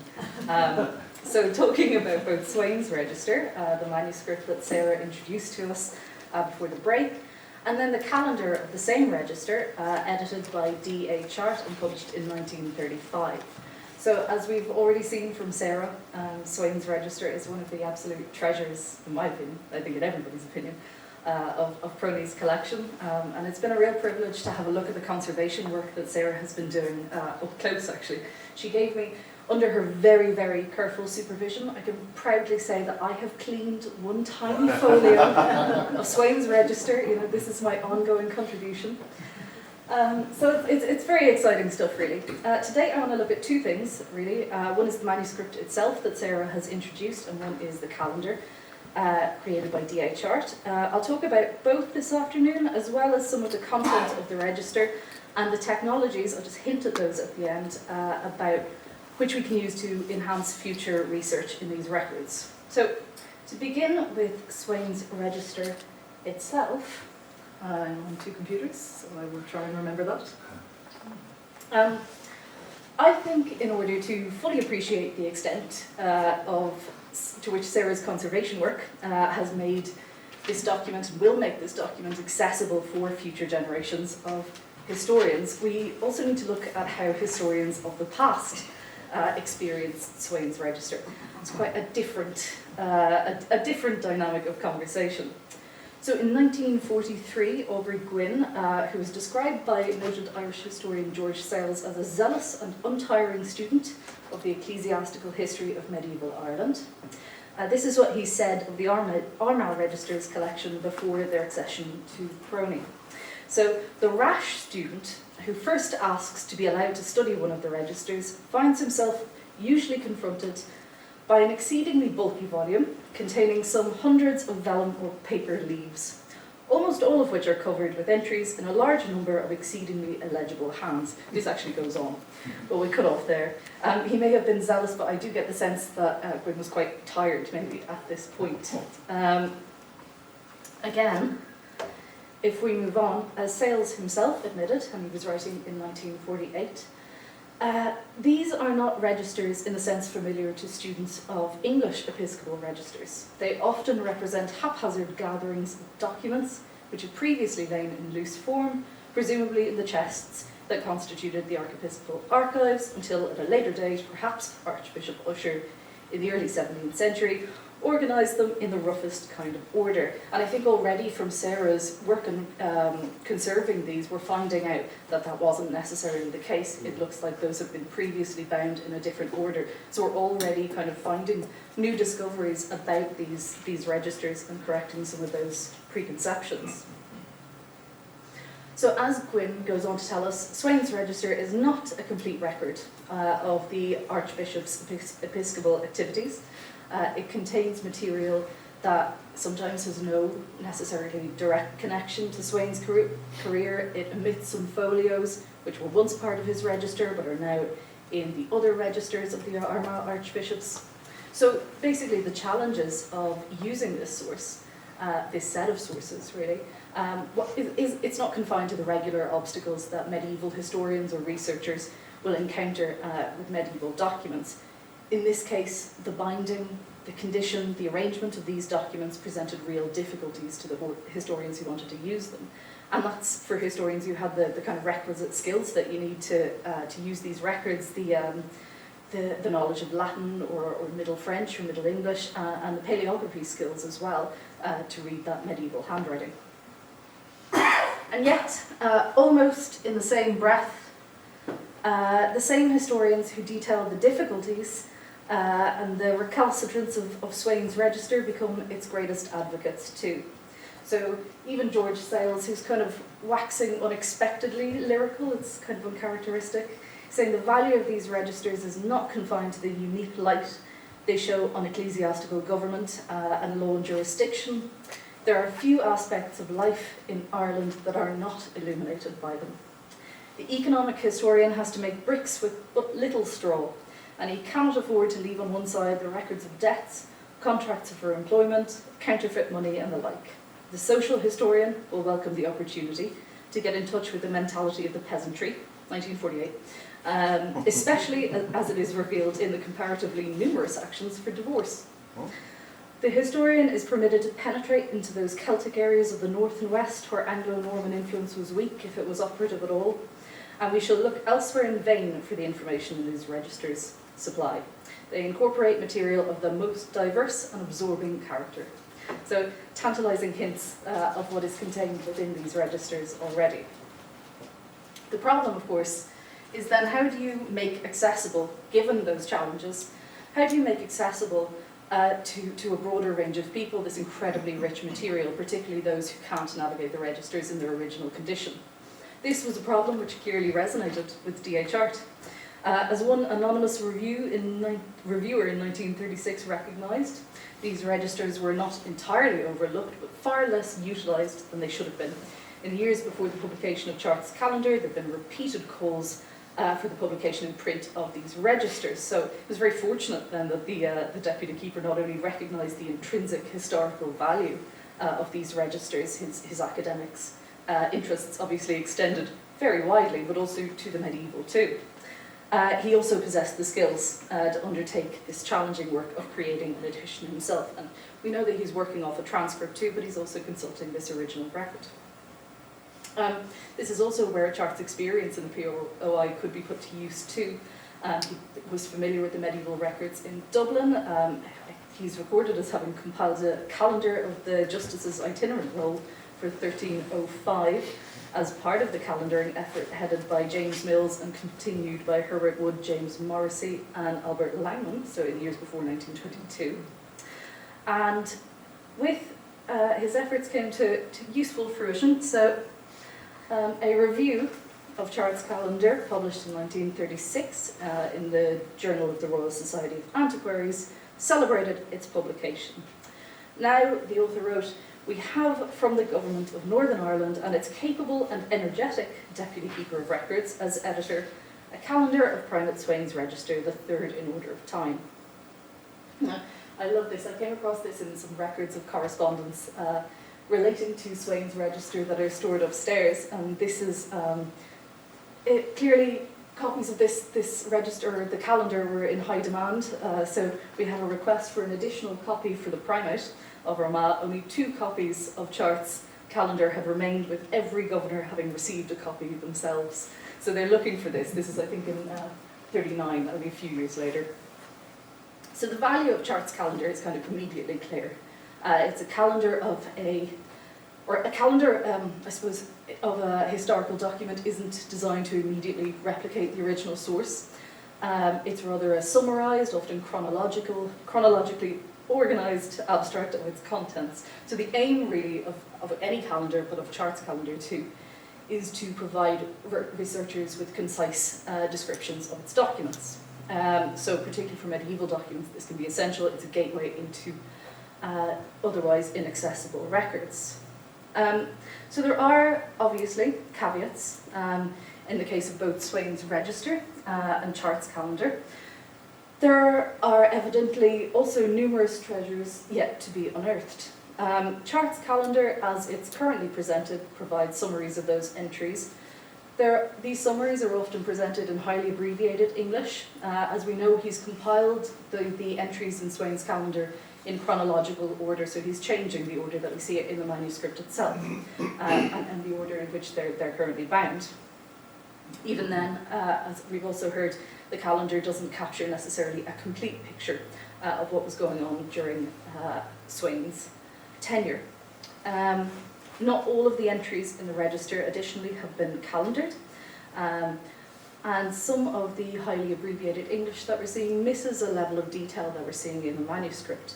More significantly, another layer that we obviously miss in a calendared form is all of the materiality of this wonderful manuscript that we've seen earlier. So things like the hands of different clerks, the wonderful watermarks, the notarial mark that we saw earlier, these physical elements aren't represented in a calendar alone. So the question then becomes how to bring together the accessibility of Chart's calendaring effort with the newly restored and rich content of the original manuscript. So hopefully I'll suggest some ways in which we can use new technologies to do that in the future. But for now, I'd like to linger on the question of why we should do so. And what is it about Chart's calendar that makes it so special? In the first instance, and particularly in the context of both medieval Gaelic and Irish Ireland, or Gaelic and English Ireland, rarity value sets this document apart. Ecclesiastical registers weren't unusual documents in and of themselves. They're administrative records, primarily kept by archbishops and bishops in the Middle Ages. They can contain a wide variety of materials. So this could be copies of administrative documents, official letters, correspondence, receipts, wills, quite a varied amount of material. For Ireland, though, there's no real comparable resource to the medieval registers of the archbishops of Armagh. We just don't have them in the same volume that we do elsewhere. So because of this, they really do provide this wholly unique insight into not only the ecclesiastical and administrative worlds of one of the most prominent figures really in Ireland, whose authority extended both into lands controlled by the English Crown, but also Gaelic Irish lands too. So he's kind of he's got a foot in both worlds. They also provide insight into the everyday lives of people around him. And that's something we really don't see. It's particularly rare in the medieval period in many ways. So through landholding, financial, legal records in the register. This is just one way in which we should really value the content of Swain's material. We should also probably think about the man who compiled this register, compiled much of it. This is Swain himself. So I'd like to take a little bit of a look at his career and kind of what influenced the type of material that we're seeing within Swain's register. It was kind of not totally exceptional, but pretty impressive. He'd been promoted to the See of Armagh not long before the 11th of January 1418. It was an appointment he'd evidently worked quite hard to get. It marked the culmination of a career spanning 20 years at the papal court. And by the time we first hear about Swain in any documents, he's probably not actually in Ireland, he's probably already left for Italy at the beginning of his ecclesiastical career. So he has quite an interesting archival debut as well. We find him recorded in the papal registers in April 13, I've gotten that date wrong, 1399 maybe. Receiving a dispensation from the Pope for his illegitimacy. So Swain's concern, apparently, is to correct the record. In a previous application for a papal dispensation, which would allow him to pursue his career, he'd stated that he was the son of a priest. This didn't work. He was now correcting this statement to say no, he was the son of an unmarried man and woman. So distinction is important, and it does the trick. In the next few years, he receives his dispensation, and then in the next few years starts to kind of reap the benefits of this. So he's acquiring offices in the papal chancery, that's by 1404, and then in the subsequent years begins to acquire those benefices, which would allow him to kind of build an income and influence in Ireland too. From this time, he's also beginning to make contacts, and this is both at the Curia and at home. So he's acting as a proctor in Rome for people like the Bishop of Kildare. He also appears to have come on the radar of Henry IV's administration, because we know he was ordered to come back to Ireland in 1407, alongside a number of other clerics. Whether he came back or not is hard to say. What we do know is that he owned at least 2 vineyards in Italy, one in the hills overlooking Florence. So he might not have been immediately inclined to return back to Ireland immediately. I think I'd stay. But either way, what we're looking at is a highly ambitious and highly educated man. He's one already establishing a name for himself. He's building his influence at home and abroad. He's studied at the University of Siena. He's representing the interests of English Ireland in Rome. And I think most significantly for us, and most interestingly for an international context for his register, he had attended the Council of Constance, as Sarah mentioned earlier. So this was an international assembly. It took place in the context of an event which kind of rocked the foundations of Christendom in late medieval Europe. This was the Papal Schism, a split within the Church, which saw multiple popes competing simultaneously to be recognised as the legitimate head of the Church. So this was long protracted as a conflict. At one stage, no less than 3 popes are asserting their rights to the papacy at one time. And this had serious ramifications for the Church, not just from a theological or an ecclesiastical standpoint, but also from a political one.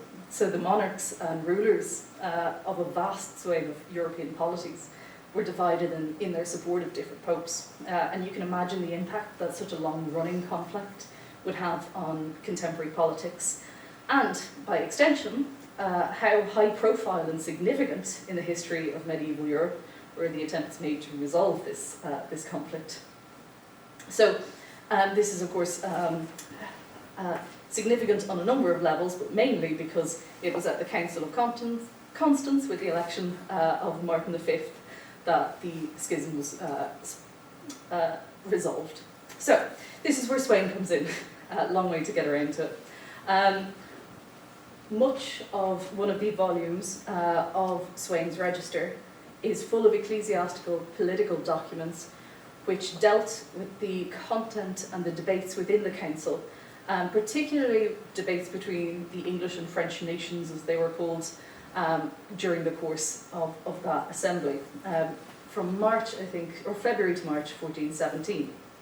So the documents that we're finding within Sweyn's Register are kind of revealing the ebbs and flows and some of the intellectual debates that are going on at this event, and we're also seeing the people that he might have been in contact with and was gaining influence with. His role there and the context that he made at the council also provided him with an opportunity to further his personal career.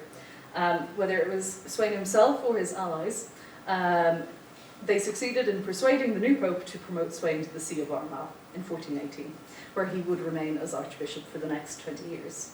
So there's no doubt, kind of looking at the contents of Sweyn's Register, that his experience of the papal curia and at Constance have this lasting impact.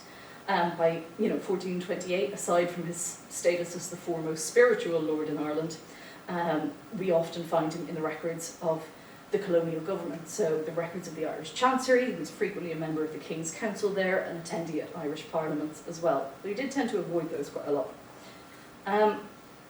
More interestingly, oh, that was supposed to have been up on screen. I don't know what that is. It's supposed to be the other way around. Okay, apologies. But more interestingly, I think to me, when we look at the contents of the register, we also see that he's in frequent communication with some of the most high-profile political figures in both England and Ireland during the 15th century. So various reports are contained within Sweyn's Register, typically written in medieval English when he's corresponding with people, kind of attest to his influence and his reach. Some of the most oft-quoted things in our medieval historiography are actually drawn from these reports, so it's quite gratifying to kind of see them in person. So one of them, the famous warning to the English king that the English ground that is obeying to the king's law in this land, as I suppose, is not so much of quantity as it is one shire in England. So it's kind of bemoaning the reduction of English control. It's also prefaced with some other advice, asking for hasty remedy, read in the context of the report as a whole, maybe less a sort of dire statement and more an attempt to influence who might be the next chief governor of Ireland. So Sweyn wasn't above trying to make his own opinion heard at the English court as well. But beyond this kind of very high-level ecclesiastical and political material, we're also treated to a wide variety of other things. And if this isn't going to play ball, it's not going to play ball. I'm sorry about this. But what we're actually seeing here within the register is a very interesting little poem, which is nothing to do with high politics at all, but it is instead quite a scathing commentary on the current fashions in late medieval Ireland. And he's particularly giving out about, those long kind of cone-shaped pointy hats that you see women wearing, the princess sort of hats. He doesn't like them. So in between all of this medieval kind of letters and administrative stuff, you're getting a sense of the man himself and maybe his own morals. So it's a really diverse source in essence. Overall, what we have is a source with countless other treasures in it. Our job then is to make those as accessible as possible, connecting up the restored manuscript with the detail in Chart's calendar and leveraging modern technology, hopefully, to bring the story full circle and kind of fully democratize access to those incredible, rich histories. So I think one of the most important hats the VRTI wears, and I'm kind of talking about it from that perspective, is that it's providing a framework where our recovered records can be brought together. where we can enhance their discoverability and make them available to the public within the larger context of the reconstructed archive. So this is kind of where we have the ability to stitch together disparate materials using digital humanities technologies to link together, for instance, and particularly applicable here, manuscript images with digitized texts. And there seems to be no better candidate for this than Swain's Register. And a calendar produced by DA Chart. So the immense efforts that we've seen from Sarah, from PRONI, in conserving and potentially making digitally available, platforming this material, offers us a huge amount of potential for the future. At the VRTI, we can say we've been working on producing a machine-generated transcription of Chart's register, which will then be manually curated to kind of update some of those contracted parts of English translations that he has, and preserve both the numbering system that Chart imposed when he rearranged it chronologically, but also keeping those references to individual folios as well. This is kind of machine and human working together to produce this. And by doing this, ultimately, it should become possible to link an enhanced version of Chart's English language translation, ideally in the future, maybe to digital images of the manuscript. So providing that link between a section, a particular document as it appears in English translation, to the image of the medieval manuscript and where it's appearing there itself. So hopefully providing researchers and the public with a way to experience this document in a way we couldn't do that before. Beyond that, as you can see on screen, we're playing with lots of fun technologies which allow us to pick out particular people in texts, link them to other individuals. Here, eventually, it's going to show you all of the other archbishops of Armagh connected to John Swain. And so kind of unlock another path for our future documents too. I'm going to stop there because I think I'm out of time, but I think I'll end on just saying watch this space. Lots of interesting stuff in the future. Thank you. Moving forward quite a few centuries into the late 18th century, I'm talking about the Drennan MacTair letters, particularly concentrating on the figure of Martha MacTair, a wee less well-known sort of figure, female figure around the United Irishmen, probably less well-known than her contemporaries of Marianne McCracken, who's probably more well-known, and I'll be looking at women's input into Irish politics in the late 18th century. Women started to have a greater part, autonomy in history throughout the 18th century, through increasing access to literacy, other forms of education, and usage of letters to express their ideas, feelings, and what was happening in their everyday life. Jane Maxwell, in her PhD thesis entitled The Personal Letter as a Source for the History of Women in Ireland, 1750 to 1830, quote, "They began in the 18th century, as in women, to leave records in ever greater quantities so that not only women may be assumed to have, so that not only men may be assumed to have inhabited a distinct area of culture, but also women, and to have had a distinctive world of view. But their letters permit the historian to discern this activity for the first time." Jane Maxwell goes on to state in her PhD thesis that women's letters are rooted deeply in the historical environment from which they sprang. The letter in itself is a cohesive artefact within its own right, echoing Foucault's document as a monument argument. Examples of 18th century Irish female literary figures include Maria Edgeworth and Mary Shackleton. These women also sit within the larger blue stocking tradition of the mid to late 18th century, with other Irish blue stockings such as Elizabeth Hastings, Lady Moira, Lady Louise Connolly, and her sister Emily Connolly, Duchess of Leinster. It can be argued that Martha MacTair, though from the lower middle class, also sits within this blue stocking tradition, as her letters to her brother and other members of her family are maybe not as prominent as her aristocratic sisters, but also offer an insight into the everyday sort of working class aspect of women's life in the late 18th century. One of the large aspects of Martha's letters is domesticity, intertwined with her ideas in politics and everyday life in the late 18th century, predominantly in Belfast, but also visiting her brother when he lived in Newry and in Dublin. Unfortunately, the only photograph I've ever been able to find of Martha is from a small portrait of her from the National Gallery in Ireland.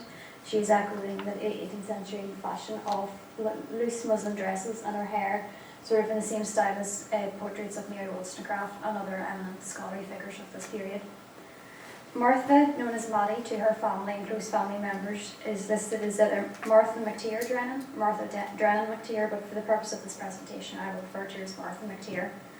She was born in Belfast in circa 1742 and died in Belfast on the 3rd of October 1837. She was the eldest surviving child of Anne Drennan and the Reverend Thomas Drennan, minister of the First Presbyterian Church in Belfast. Martha was a sister to the famous United Irishman William Drennan, and it's worthwhile noting that she was quite a lot older than William and sort of was like a second mother to him more than a sister. Martha married Samuel McTeer in 1773. Unfortunately, Samuel died in 1795 intestate, leaving both Martha and her stepdaughter in poverty for the rest of her life, which, considering that he died in 1795 and she died in 1837, it was quite a long period. She participated on the fringes of the society associated with the United Irishmen, was secretary of society that opened the first maternity hospital in Belfast and was involved in promoting women's education for lower class working women in Belfast and the surrounds.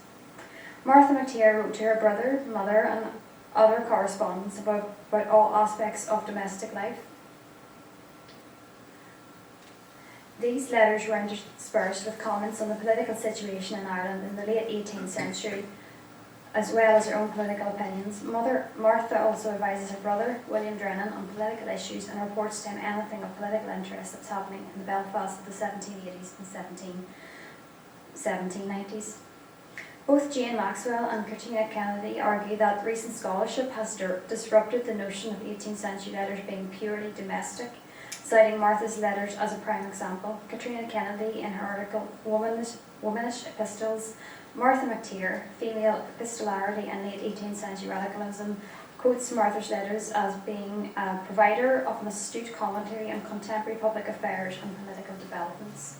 A few examples of Martha's letters, these are the bound letters typed out by a secretary, I presume, through a chart, which I find a lot easier to read than the 18th century. They're interspersed with her ideas in politics, everyday society, also her concerns about fashion. She seems to be very into her fashion, like a lot of women in that period, and her household expenses, so this disrupts the notion that everything was purely domestic, and she was very interested in politics and society, and particularly the plight of working class women. Archival selection. There are limitations on interpreting extant letters, as not all letters from one correspondent normally survive. Thus, for example, with one set of letters only surviving, we can only get a sense of one facet of the writer's personality, their interest and position in society. This is especially frustrating when the writer refers to other letters and correspondence of which these letters have not survived. Again, Jane Maxwell, quote, "We cannot identify what is the nature or degree of distortion introduced by family archiving practices that have secured the survival of extant records. These family archivists have authored the canon themselves by privileging their own value system," unquote. We are unsure as to why the Drennan McTeer letters survive, as family archivists are selective in what they keep and a lot has been lost. Jane Maxwell goes on to say, quote, "Letters having been cherry-picked to illustrate the male worldview of history, and the Drennan McTeer letters possibly survived as they were docketed by the family archivist as, quote, letters about the revolution in Ireland," unquote. Within Martha's letters to her brother, we can see her construction of her political, social, and her own personal self. Martha McTeer was able to construct herself as a political subject, engaging in the oppositional discourse of the radical public sphere. Martha was constructing her female self both culturally, socially, and politically through her brother. Letters to her brother, William Drennan, and other correspondence, including her mother, William's wife later on in the late 18th century, and also her friends. Martha's letters, according to Katrina Kennedy, quote, "suggests a more fluid relationship between women, letter writing, and the public and private spheres. Letters as a method of transcription of everyday life, a blur between the private and the public," unquote. Until recently, 18th century female letter writing was thought of as intrinsically only domestic, when in fact recent scholarship has disrupted this heteronormative narrative to question whether these letters were only concerned with all things domestic. Martha's letters are a prime example of this disrupted narrative and all current discourse within the study of women's histories, as Martha's letters clearly show that she moved fluidly between the public and the private, political, social and domestic spheres. 1790s Belfast. Martha's letters also provide an astute commentary on contemporary public and social affairs and political developments in late 18th century Belfast. Due to her brother's reputation and involvement with the United Irishmen, Martha's contribution to William's political ideals became known. Therefore, Martha, by want of reputation, stepped out of the private and domestic sphere of the home and into the public arena of 1780s and 1790s politics through her letters. Although it is worth noting that by the 1790s it was known to both William and Martha that their letters were being intercepted, and they endeavoured to send their letters through intermediaries. Though even with this threat, William Drennan equipped in a letter to Samuel McTeer, Martha's husband, that, quote, "If they had opened Mary Maddie's letters, they will never think that a woman wrote it," unquote. William Drennan to Samuel McTeer, 31st of December 1792. Martha's letters give an interesting first-hand account of the social life of middle class and lower middle class 1790s and 1780s Belfast. Martha attended public lectures, gatherings, dances, and was constantly at friends' houses for tea, lunch, dances and dinners. Her letters, whilst talking of social activities, are often intermingled with her political ideas and allegiances as a supporter of Irish political radicalism. Martha also pokes fun at other women who write only of trivial female activities. I have a quote from a letter to her brother from June 1788, quote, "You desire I may write to you of what I know nothing about, that is to say, give play to my fancy and allow it to flash out a long, agreeable, womanish epistle, but if these are the sort you relish, you must bespeak a more youthful correspondent," unquote. And we have a few examples from her quotes from her letters from the 1780s and 1790s. One of the most disputed areas of Martha's life was how much she actually was involved with the United Irishmen. Contemporary and more modern accounts are very unclear as how much she was involved. Some argue that she was heavily involved, some argue that she wasn't. Unfortunately, through the loss of time, we can only have a bit of conjecture as how much she was actually involved. Personally, I like to think she was probably a bit more involved than we actually realised. However, towards the mid-1790s, Martha's involvement in politics was becoming wider known, particularly when it was known that various authorities were intercepting her letters for information on the United Irishmen. As I stated earlier, Martha is well less known than her contemporaries of Jane Greig, Mary Ann McCracken and Cherry Crawford. However, she was a well-known radical and Republican in her own times, within and without her own circle of friends and family. And in her own words, she refused to be gagged, quote, "In these times I never will be gagged," unquote. Martha McTeer to William Drennan, 9th October 1797. Martha was aware of independently asserting her political opinions, as women are, quote, "are supposed to be only echoes," unquote. Again, a letter between Martha McTeer to William Drennan, undated from 1797. However, in differing accounts from the 1790s from Thomas Winery, John Lees and Samuel Skimmon, Martha was involved with the United Irish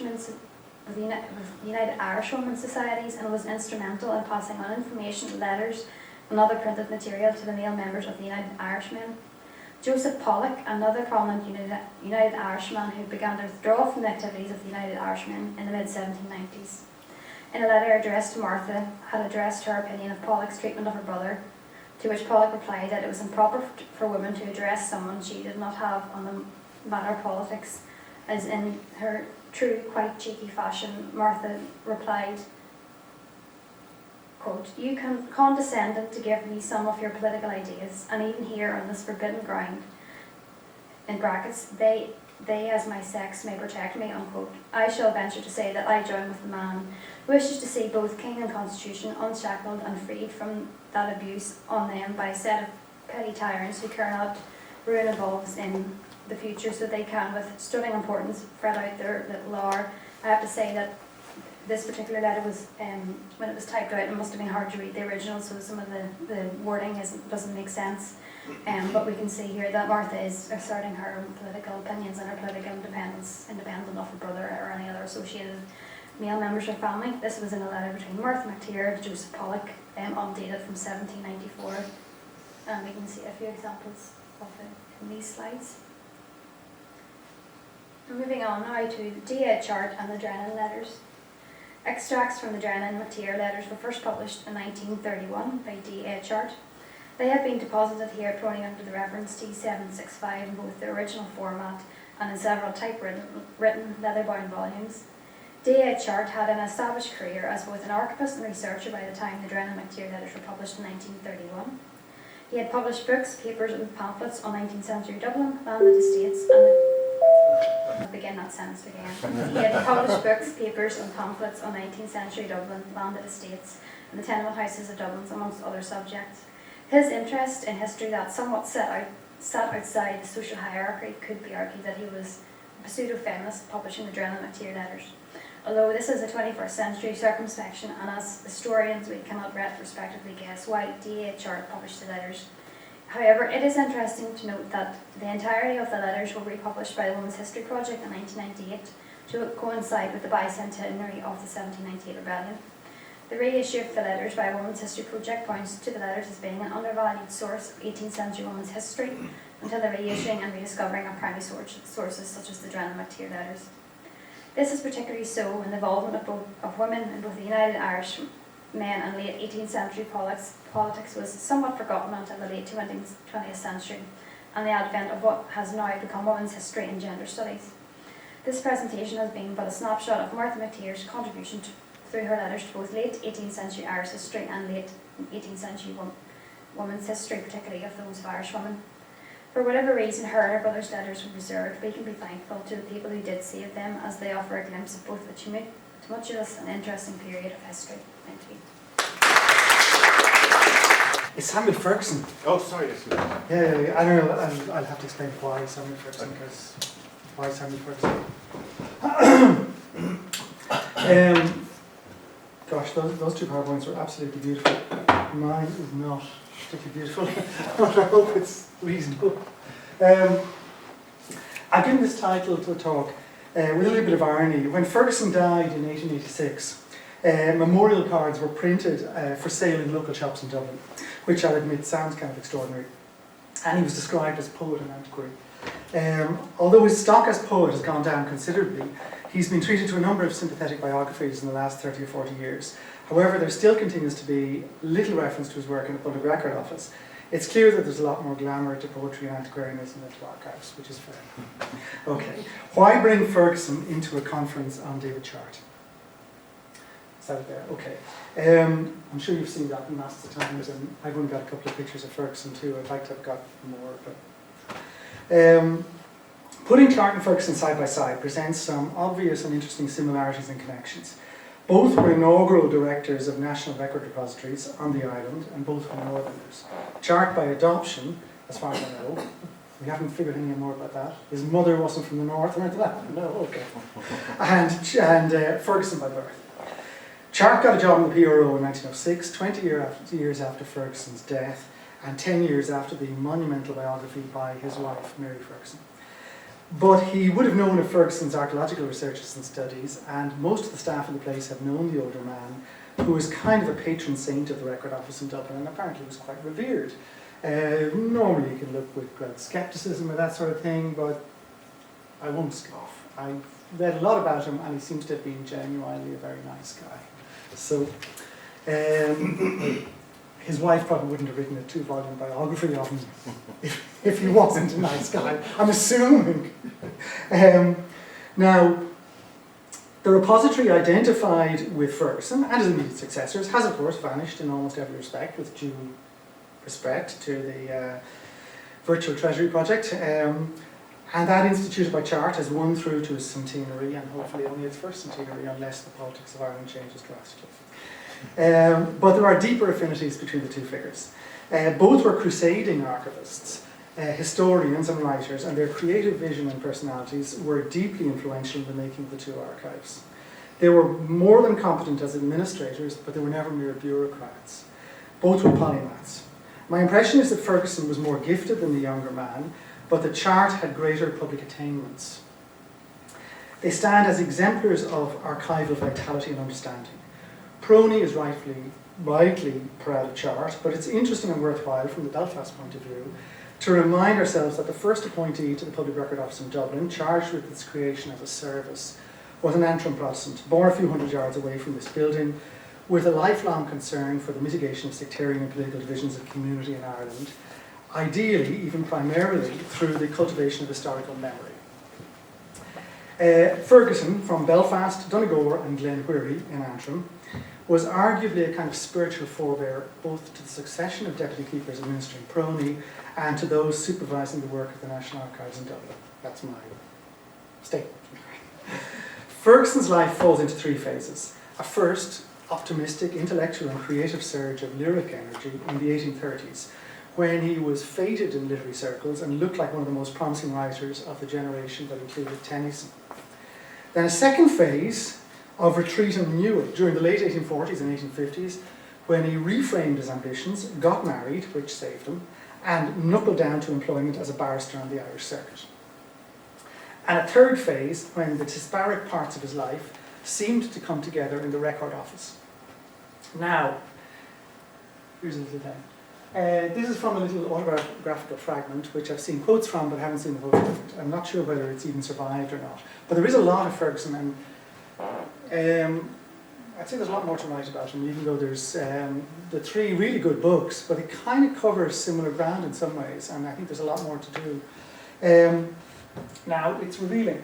Besides my training at the bar and the knowledge of choreography acquired in my early researches, I've naturally a strong turn for the practical applications of knowledge, and believe that my character presents at least as much of the man of business on the one side as of the poet or man of letters on the other. In the exercise of this faculty for business, I had amongst my earliest contributions to the university, the Dublin University magazine, communicated those papers on the commercial capabilities of Ireland, which are the precursors of the ampler and more scientific industrial resources of Sir Robert Claim.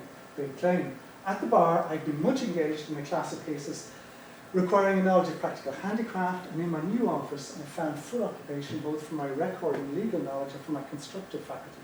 To make the most of light and space, to combine individual accessibility with general closeness of deposit, and to devise the various details of mechanical adjustment, as well as methodical arrangement, was just the kind of task for which my life and habit of mind had prepared me.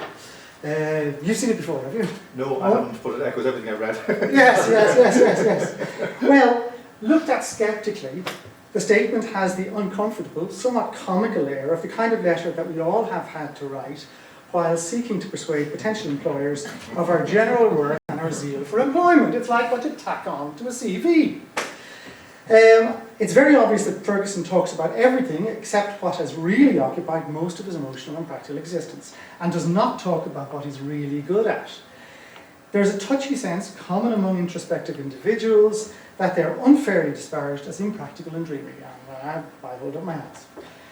Though he had advanced skills in paleography, he had never really liked legal business and had a mediocre career in law. Much better career than I could ever have, you know.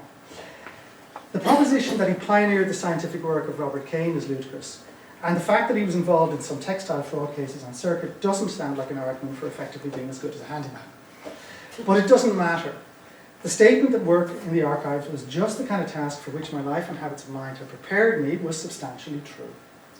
The dedication to historical and cultural understanding which took life in Ferguson as a young poet and writer had fostered by constant endeavour a linguistic, cultural and historical authority that made him perfect for the post in the 1860s.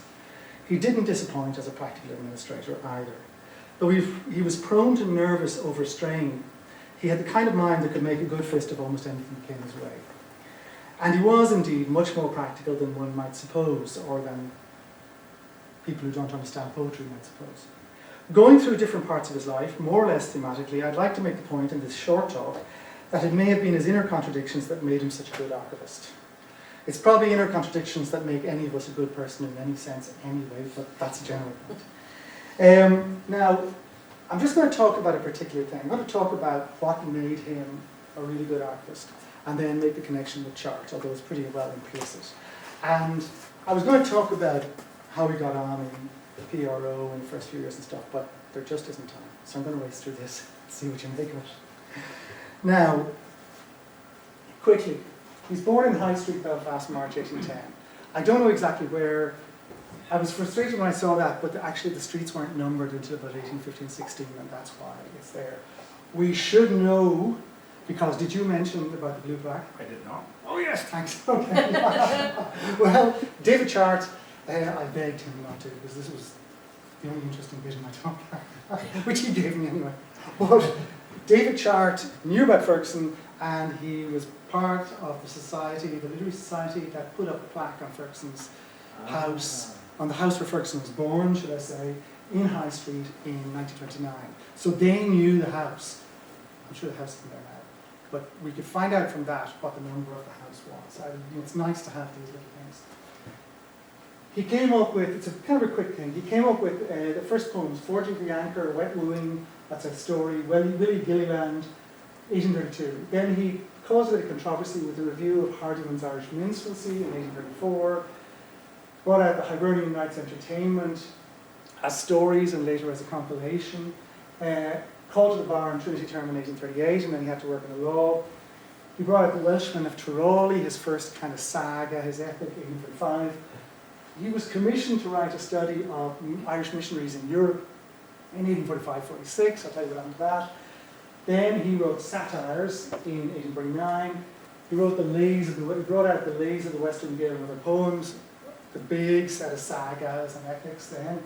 Then he wrote his first paper on Owen in 1864, Deputy Cook of Public Records 1867, Cumgle, the Battle of Moira 1872. I just stuck in the transfer of parish records to PRONI 1872-76, which of course ultimately was a disaster. Annual reports of the Public Record Office 1867-75, elected president of the RIA, in which he did a load of really good work, especially about the stone manuscripts. Died in Oak Ridge, George Street, where he'd been living. He lived most of his life, all his working life in Dublin. In 1886, his wife brought out Own Inscriptions in Ireland, which was the work that he'd been preparing up to his death. And then his wife wrote Sir Samuel Ferguson, the Ireland of his Day, in 1897. Okay, now, he achieved less, in terms of public life than actually he should have, really. And yet, like a lot of things, a lot of what he achieved is kind of in his impact on people and is there hidden, and like a lot of things that really happened, He was the youngest child of 6 in the family in High Street, Belfast, in the home of his maternal grandparents, the Knoxes. As I said, I didn't realise that the streets weren't numbered until about 1815. There was a reason for birth in his grandparents' home. It appears that the Ferguson household had broken up or was about to break up in 1810. There is a kind of silence surrounding these domestic events, but it appears that John Ferguson, the father, had wasted the limited resources of a small landed estate in Standingstone, Rashee parish in mid-Antrim, and that the couple separated after about 20 years of marriage. I get the sense that he may have been an alcoholic and that he was, from then on, shut out of the Knox household. He may have been even institutionalised. You just get this kind of a feeling from it, and I'm just the kind of guy who just makes up these feelings. I don't worry about whether they're true or not. I think you just have to do that as an historian, but you have to be willing to change your mind. Now, Ferguson's siblings were 10 years or more older than him, so he grew up a little like an only child, given devoted attention by a highly intellectual and loving mother. He moved about from house to house with his mother around Belfast for his first 10 years, and he came to see his true home place as the Ferguson domain in Donegal, a hill, quote, a hill, a townland, a cluster of residences, and a parish, as Wikipedia puts it. It's the first time I've ever quoted Wikipedia. 5 miles from Antrim town. Staying there with relatives, the landscape there became talismanic for him. Although the district was strongly Presbyterian in character, and though the Fergusons had firm covenanting ancestry back to the 1640s in the countryside there, it seems that at some point in the 1750s the family had drifted out of the presbytery into the fold of the Church of Ireland. This gave them a slight outsider status in the place, for better or worse, although they felt Scottish, and that was very much there. Although it would be anachronistic to suppose that the Knox-Ferguson household was non-religious, there are intimations that it was not conventional or evangelical. Ferguson grew up with certain flexibilities, social flexibilities, but also with certain social and probably psychological insecurities. The household having come down from small gentry status to a life of uncertain means, and his having to cope with the absence of a father. Helped out by his grandparents, he went to second level school in Belfast Academical, where he met lifelong friends, such as Robert Gordon, later physician, who died in Fermanagh, and Thomas O'Hagan, later Lord Chancellor of Ireland, Catholic as it happens, who was attending the Belfast Academical. Their adolescent friendships were intellectually intense, idealistic and ambitious. Several of them formed a club, for instance, for the study of the Irish language towards the end of their time in school. This had important consequences for Ferguson, who later said that, quote, "The early history of Ulster had already seized my imagination." When he began to publish work about 1830, much of his thinking was very well developed, and the dynamics of his imagination had taken shape. Now, there's a picture of him young and a picture of him old. That's him about 1835, so in his mid-20s. He began publishing in a couple of local journals, but he graduated to Blackwood's magazine of Edinburgh by late 1831, and he was invited to the city by the legendary publisher. One of his first poems, The Forging of the Anchor, was remarkable enough to draw discussion and approval in the journal, and it's worth looking at. I think it's gorgeous. It's a big long poem, just a couple of little extracts from it, including one little significant line. But it's obviously, he was down at it's before Belfast was a shipbuilding town as such, but they did have a shipbuilding there. And he wandered around the town, small town, and he went down and he saw all these things, and he saw the forging of an anchor, and it's brilliantly described, and it's terrific. It's industrial stuff, and it's nice to have it in the thing, and it's also there's a great clarity about it. Come see the Dolphin's anchor forged, is that a white now the bells cease and the flames decrease, the one forged brow. Some rest upon their sledges here, some work the windlass there. The jetted lightnings are hissing high and low, a hailing fount of fire is struck at every splashing blow, and thick and loud the swinking crowd at every stroke pant ho. So there's a real sense of the kind of singing along to the work, and then he kind of thinks about the anchor going down to the deep and how great it is to go down to the deep. And it's very like, I think it deservedly made its name, and it was an anthology piece for a long time. It's uniquely industrial in theme and shows great linguistic power and energy, in my opinion. Although it's been ignored for the last century, I think it needs rediscovery. I mean, Pádraig Collin did a nice selection of his poems in the 1950s, I think it was. It's a little thing, and he left out some of his very nice ones. He left that out because it was, I don't know, I think it's really good. A kraken appears in one of the lines, and this may indicate a reading of Tennyson's first collection, having come out months before. Kraken wrote this magnificent poem called The Kraken.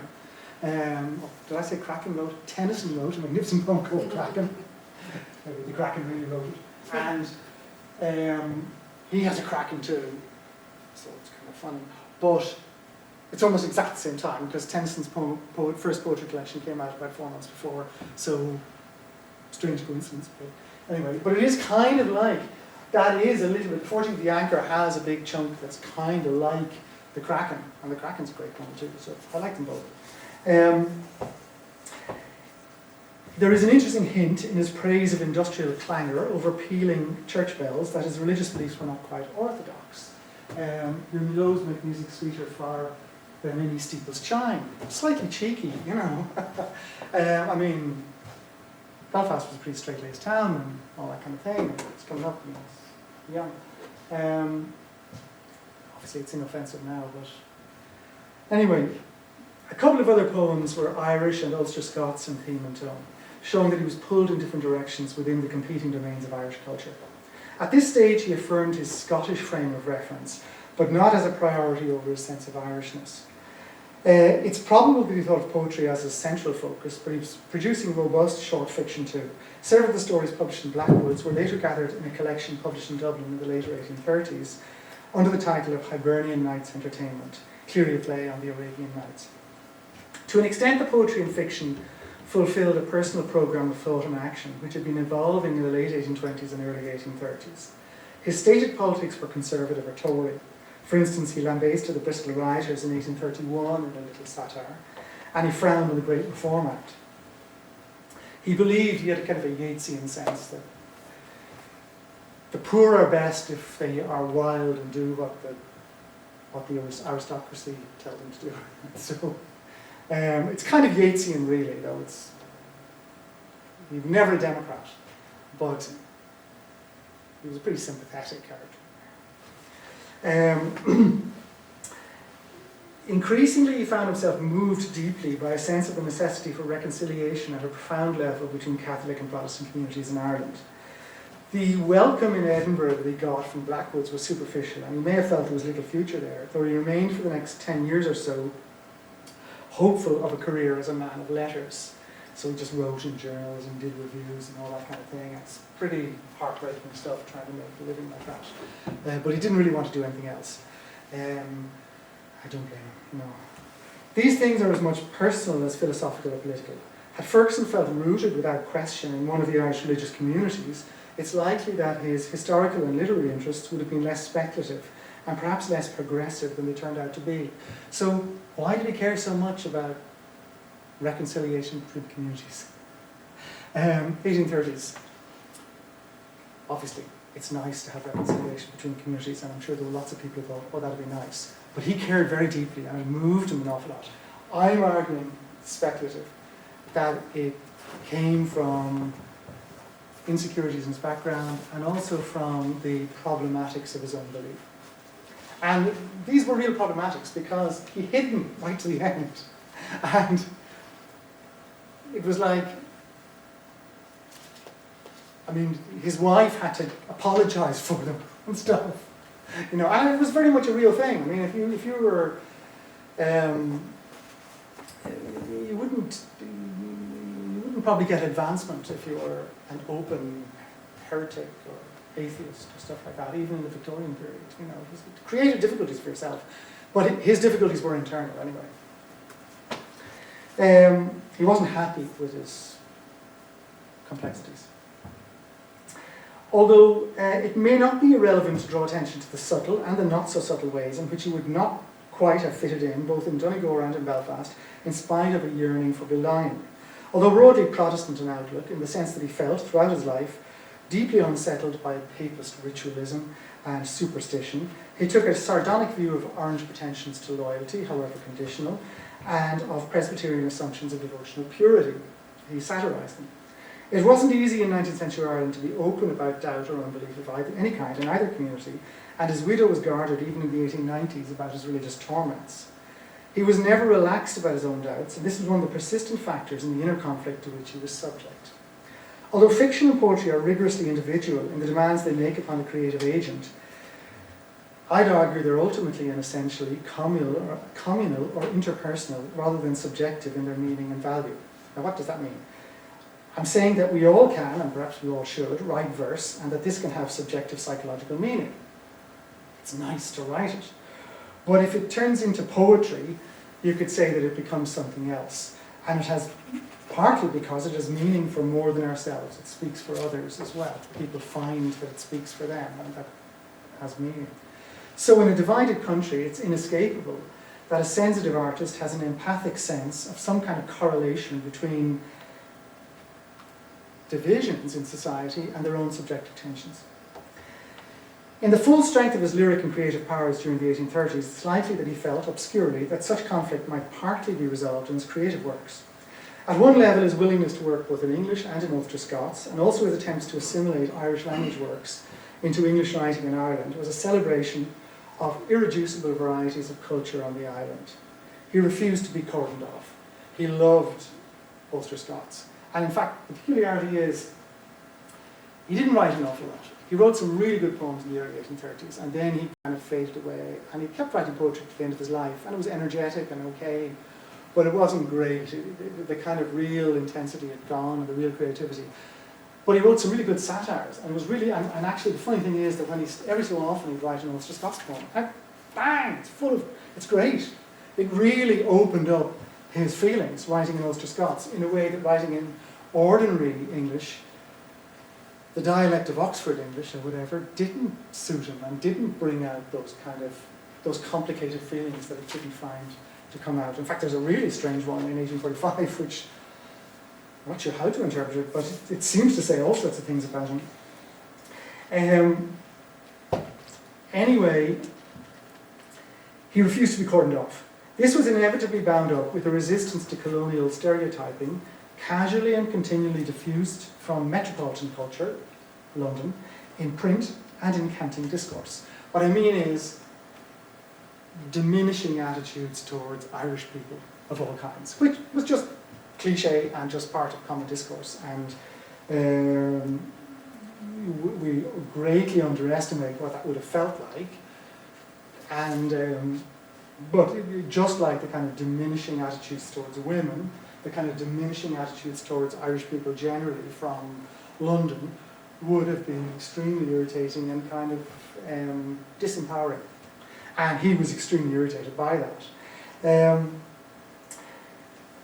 In the 1850s, he expressed annoyance at what he called those foolish people who felt, quote, ashamed of being Irishmen, who think it better to be considered as Englishmen or Scotchmen, who have only come over to stay for a while in Ireland, unquote. Some of the early stories directly weigh up this urge to humane recognition of the other in Irish culture. The story The Wet Wooing described a young soldier who meets and falls in love with the daughter of a rebel Irish commander during the 1798 rebellion, finding himself absorbed bit by bit into the ranks of the rebel army. A proportion of the Presbyterian population of Donegal had of course been active in that rebellion. They'd all gathered at Donegal Hill, and it was celebrated by the Weaver poets, whom he never mentions, but in this case, Ferguson made the rebel heroine and the hero Catholic and native. And he uses the word native all the time. He never gave up on his love and affection for Ulster Scots, or as he put it, our dear northern dialect, and he was terribly keen to be buried in Donegal. But he poured significant energies into study of the Irish language during most of his life and translation of texts into engaging and exciting epic verse. Okay. The first big controversy in which he became involved reflected a sense of hurt and injustice at exclusion from the native tradition, together with pioneering awareness of the possibilities of translation from Irish to English. James Hardiman had brought out in 1831 a set of rather woolly translations from the Irish, entitled Irish Minstrelsy, which expanded on the political meaning of some of these poems and songs in terms that suggested obliquely that they were the property of one side in Ireland rather than the other. Ferguson responded a couple of years later in a major review of the poetry and the editorial discussion, insisting that such poems belonged as much as what he called to the Anglo-Irish as to the indigenous race, and that neither should be, quote, duped into mutual hatred. He explicitly invokes a kind of natural piety that would or should repair breaches of trust between both sides. Additionally, Ferguson takes apart the poverty of the translations, which are really a kind of an inferior version of the pathetic lines in the songs of Thomas Moore, less poetry than sentimental parlour room songs. He emphasises that this betrays the quality of the poetry and throws in a number of his own translations, which are crisp and vibrant. Here's a nice example, and there's other ones that are really good too. The bare deal board were our marriage bed this day. Crisp, clear, and exotic. Nothing like poetry of the time. So it really just stands out. Now these are powerful and striking, and had Ferguson persevered in this style, they might have brought forward the Irish literary renaissance by some decades. Well, that's a big claim, I don't know, I mightn't have said that. Sadly, he regressed to a better version of the Thomas Moore style. And this kind of translation only came back with the publications of Douglas Hyde in the 1890s. In fact, that could be, you could assume that was a Douglas Hyde translation. His poetry in general was good, but he was not very prolific, and the quality declined during the later 1830s and 1840s. But there had developed in parallel a profound concern for making the history of the country. During the early 1830s, while in London taking his first steps in law at Lincoln's Inn, he frequently ducked out of lectures to go to the Lambeth Library and the reading room of the British Museum to assemble scraps for a projected history of Antrim. Back in Dublin, he dreamed of visiting Lambeth, quote, on a warm day in summer, turning over the autographs of Sydney and Sussex and the impetuous Perrott, spending hot mornings under the shadow of antiquity. And he nostalgically extolled the facilities of the British Museum. Now he was also a really good painter, and it's a pretty boring PowerPoint, but some nice things this. Family Village, Galway, 1851. Some gorgeous stuff. These are these are in the Loon Hall Library. There's a species of national self-knowledge as conducive to public respectability as individual self-knowledge is to personal self-respect. Actually, what I've done is he extolled the facilities of the British Museum, and he goes on about how wonderful it is for people to have all these manuscripts at your command. I meant to have that there, and it's not there, sorry about that. This is the next one, but you can read that. In terms of creativity, history and archaeology became his daily calling as his literary faculties diminished. It's worth citing two out of a number of impressive calls published by Ferguson to the making of Irish history. Species of natural technologies conducive to respectability as individual technologies to personal self-respect. This knowledge of the country we inhabit, too many of educated men have only upon hearsay. Ferguson blamed ignorance of the admittedly partisan histories already published on aspects of Irish history. Also a sense that Irish history is irrelevant to liberal education, a dastardly fear of looking former times in the face, and a servile discouragement to teaching Irish history in national schools. He vigorously argues that there is no adequate compilation of the existing materials for a national history, and that no genuine reform or improvement in social conditions is possible without facing what he calls unpalatable truths and the abandonment of cherished prejudices by both sides. And this can only be done by objective examination of historical records. It's clear from various other discussions that his preference was for a kind of total history. Works in which every aspect of landscape, cultural form, and institutional structure are combined in thought and contemplation and inquired into impartially, whatever the consequences. The sensibility is highly poetic. Ray Gillespie and Maynooth might be fascinated to learn that his prescription was first to gather and order manuscripts and then to work up local historical studies so that naive and groundless generalization is avoided. More pictures. Now, a general history of Ireland is not really present prior. The histories of one particular and local, such a live to else to know one another in the land we live in and every spot of it, mutual confidence, united labour. This way of looking at things was quite unprecedented. Histories in Ireland up to the 1830s tended to make partisan cases for or against criticisms of Protestant colonial settlement or the purported inadequacies of Catholic agriculture. There was some function to these kind of works, but they were self-limiting and tended to amount more to learned argumentation than vital reconstruction. And the stress on the extreme value of materials, that's the documentary record, is salutary. This was the 1830s, not the 1930s, so it's surprising. It might be argued that Irish history only began to escape narrow emphasis on politics in the 1950s and 1960s, partly under the influence of northern historians. And it could also be argued that Irish historiography has never entirely been above subtle or open canvassing of failure or virtue on the part of either side in Irish history. Ferguson delightedly agreed with the sentiment of his friend Robert Gordon that a man should never write history who cannot realise to himself the motives, beliefs and views of opposing interests and give the like credit to all who sincerely act in accordance with them. Now, he never brought out the book on Antrim he wanted to write. He was supposed to write a book on Irish missionaries in Europe, but he didn't manage to get anything done for emotional reasons, and he had to pay all the advances back at compound interest. He turned out a fine series of monographs on a variety of early Christian and medieval topics: the autobiography of St. Patrick, megalithic tombs in Ireland and France, and extensive work on the Olm stones of Ireland and Britain. He and his wife made an enormous collection of papier-mâché facsimiles of the Olm letterings on nearly all the stones known in Ireland in the 1860s and 1870s. On his deathbed, quote, he would have the casts brought to his bedside, and with feeble hands he would turn and examine them and endeavour to unravel their true significance. Though he didn't finalise the edition before he died, this was done lovingly by his wife a year after his death and published to acclaim. So, Ferguson was a poet. These are all the things he didn't talk about in his CV. They're the things that made him a good archivist. Even though he did actually have some of the things he claimed to have in his CV. But the technical side isn't what makes you a good archivist. His powers declined, and he loved history for its own sake and as a solvent for the tensions and prejudices between communities in Ireland. He didn't say anything much about that in the case he made for being deputy keeper. I think there is a moral to be found here, and the moral is the same as in the case of David Chart as for Ferguson. In my opinion, when archives are at their healthiest, there is a profound and dynamic exchange and relationship between researchers and scholars and archivists. Chart and Ferguson were at the height of their profession because they took history seriously and realised that the point and purpose of an archive is above all to participate in the making of history, the discovery of the unknown and the regeneration of society. And that's something we still need to manage. Okay, thanks.